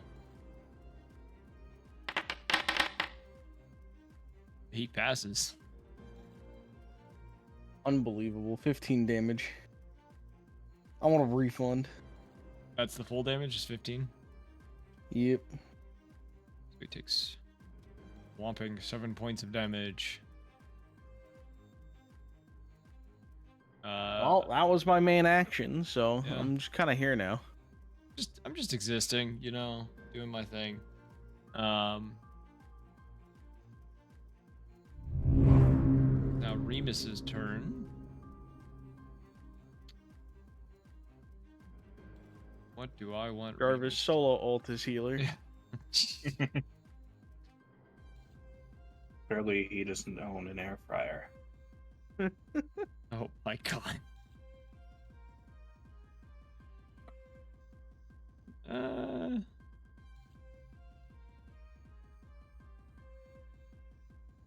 What do I want Remus to do?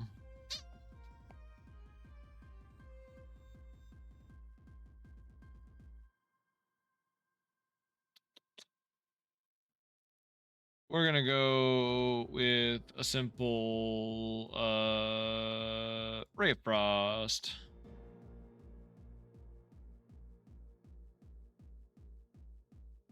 Which Remus is gonna need to move to here to do. Yes. Remus is going to miss. His spell fizzles out as he fires it. At the end of Remus's turn. Back to Okari. Okari is going to rush forward.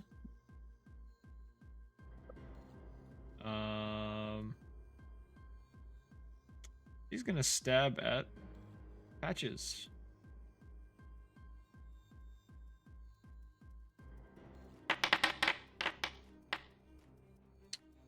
He's going to miss Patches and then immediately backstep 2 steps because of fancy footwork. She's just gonna kind of like nervously glance towards you, Thomas, and then glance back towards Patches, who's its now turn of. Patches looking very upset, kind of shakes off both of his arms, you know, looks towards you, and he is going to... Actually, he is going to turn towards the spirit next to him because he knows what would happen.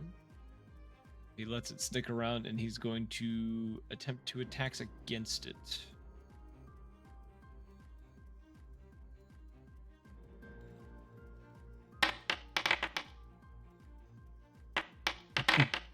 Crit and a hit.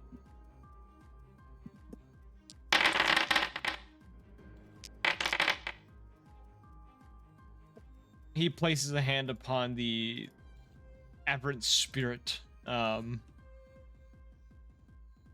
you hear, Thomas, you'd hear him mutter the words, "Go back to whence you came." And as it is overrun with necrotic damage, or necrotic energy, he then slams a fist into its chest and it evaporates into the air. Your summon is been destroyed for the 2nd time. But it did do a shit ton of damage to him before it went, so it didn't go out without a fight. That's the end of Patchwork's turn. Now Galleon's turn.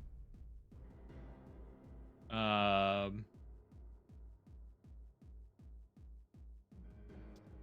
know what Galleon's gonna do. Galleon runs forward. Getting to about here. Going to cast Mass Cure Wounds.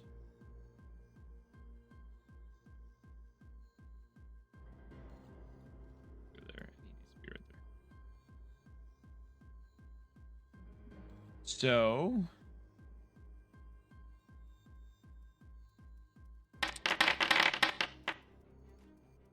the Bog, you heal for 23 hit points. Thomas, you don't really need healing, I don't think. Correct. I've been untouched. Yeah. So everyone around you is healed for 23 hit points. As he casts Mass Cure Wounds, the general vicinity. Lebog, you wake up to seeing Patches just standing over top of you. Not looking towards you, but he is over top of you still. And his 1, 3, to there.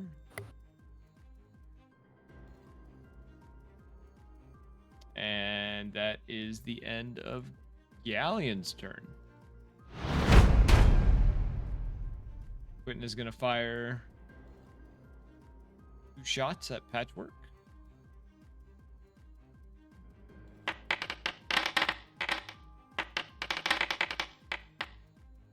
One hits, the second misses, due to Patchwork staggering from the first strike. And Keto's turn. Move Keto in position. Keto runs forward. Then the Echo runs forward as well, turning its attention towards its new target. And is going to strike at Patches. Going to hit Patches. Wow, for a whopping small amount of damage. Where did the sneak attack go? Patches for a whopping 8 points of damage. Let's freaking go. Then we're back to you. That's cool.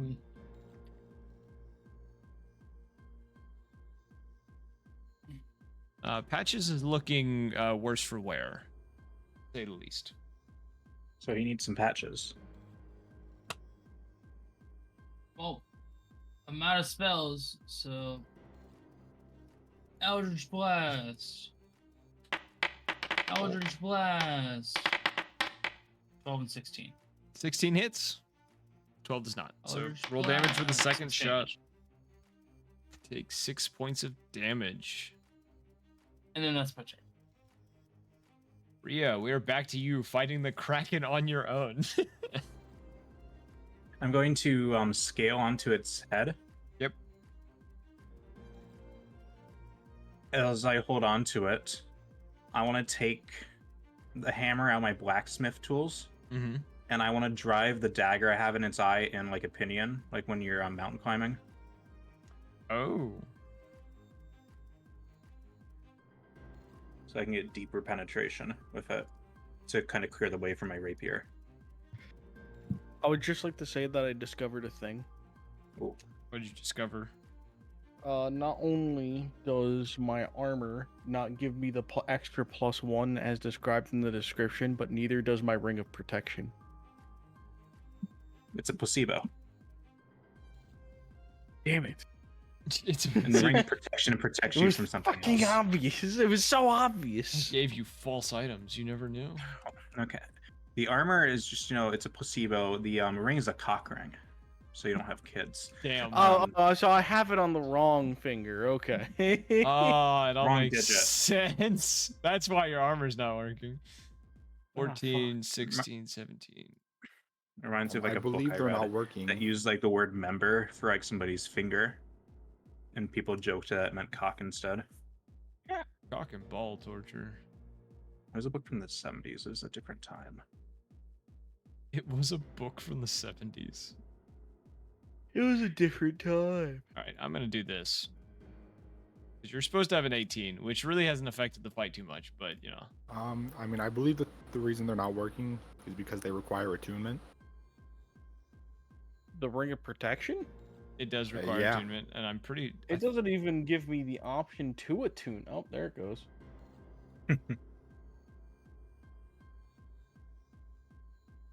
What do you have attunement on right now? The polymorphic belt. Ah, what else? The wolf blood pendant and the hat of the skies, which I didn't even realize I still had the hat of the skies. That's why your ring hasn't been working, yeah. So I can't even attune. There's no benefit to being attuned to the hat of the skies. Yeah. Well, there is a benefit, but it's the fact that you get to use it. If you're not attuned to it, you just can't use it. Oh, well. That's dumb.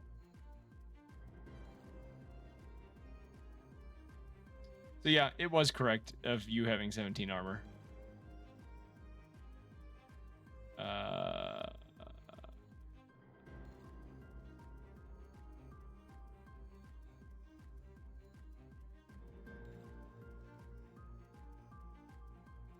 does this say attunement now? I'm just checking stuff because I was like, what? Anywho, Lebog? No, it's still my Oh, turn. your turn. Yes, sorry. Sorry, a lot just happened really fast for me.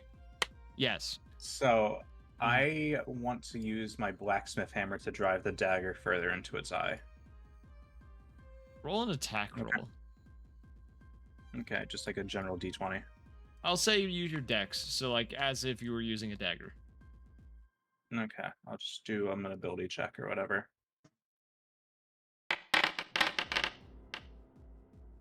Just a 10.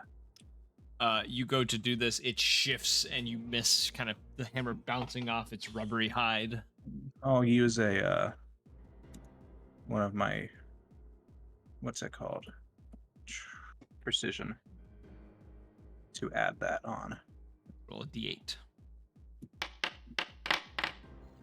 Only a 12. Yeah, it's still. You try, you bounce off its rubbery hide. I'll try it again with my second attack.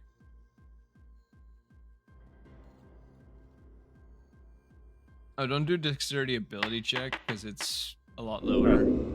Oh, well, you lose your hammer. That's a lot lower. Your hammer is lost to the sea. Should I check what the other one is? Well, you rolled a natural 1. So that's what I'm saying. Yeah, you go for the second attack. The rain has made your hammer slippery, and it releases from your hand. You watch it plunge into the sea below. Let's see. Did you say I see? Uh-huh. Damn, that's crazy. At the end of your turn. I'll just hang around up here. Don't really have much choice. Well, I'm going to use my bonus action to recall my dagger.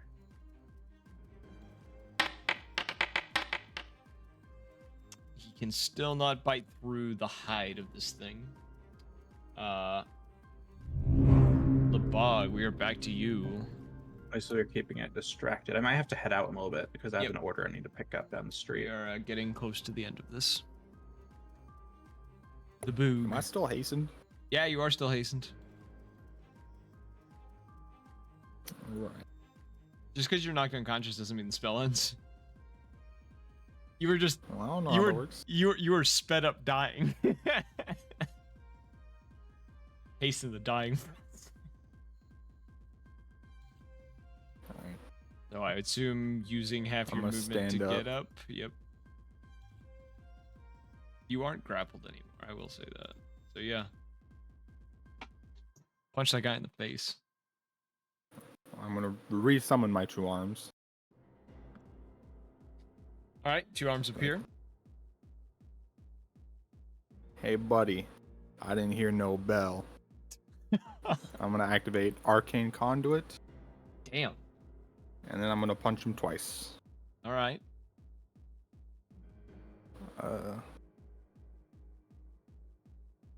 Another circle. What? Well, I'm putting another circle. I don't care about the circle. Him, and I guess that tentacle too, Yeah. are gonna take force damage. Okay. 5. 5 points of force damage. Okay.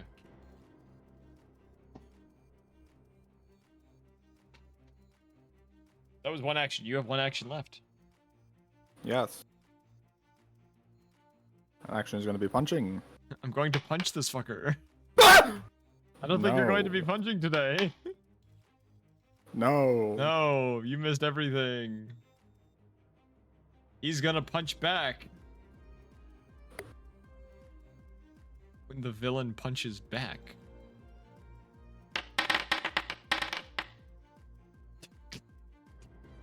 It's 2 idiots No. trying to hit the shit out of each other. Neither can hit them. That's crazy.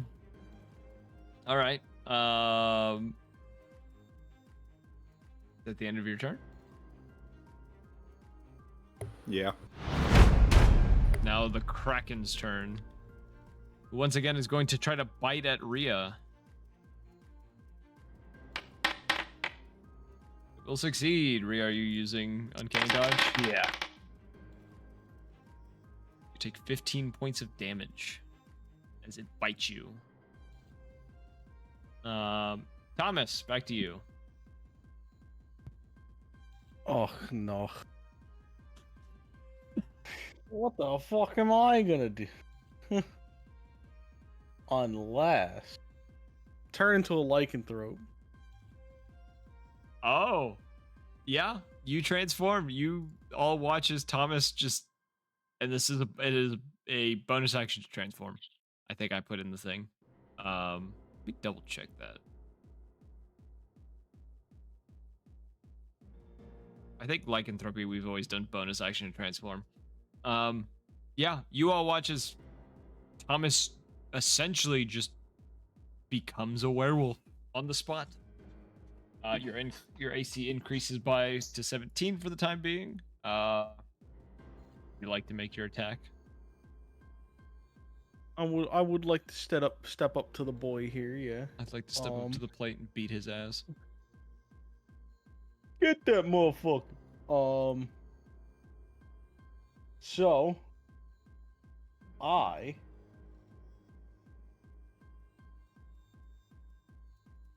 do I get multi-attack? If you already have multi-attack, which you do, I'm pretty sure. Bro, I've had multi-attack this whole time. It doesn't work with your spells. You know, that makes sense. That's the reason why Bro, we've never I've had brought it up. multi-attack this whole time? Yeah. You get 2 attacks. Bruh. You can make a bite or claw, bite and claw attack if you'd like. That's exactly what I'm gonna do. Hiya! That's a... Come on, brain. That's a 21 to hit for That the hits. bite. The bite And hits, yes. a 19 to hit for the claw. They both hit. Roll the damage. Give me total. Add your strength mod.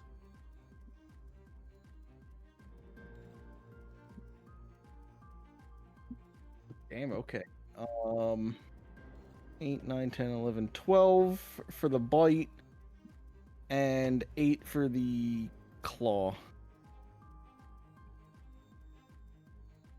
Okay.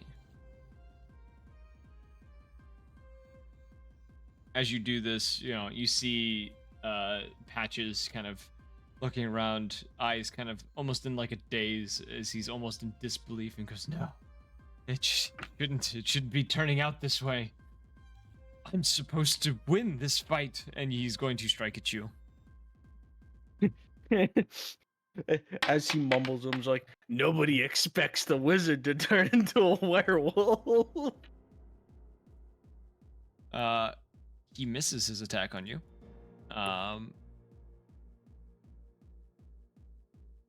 party's like, we expected this to happen. It's Wait just a another day. Sentinel. Sentinel. Yeah, make that attack roll.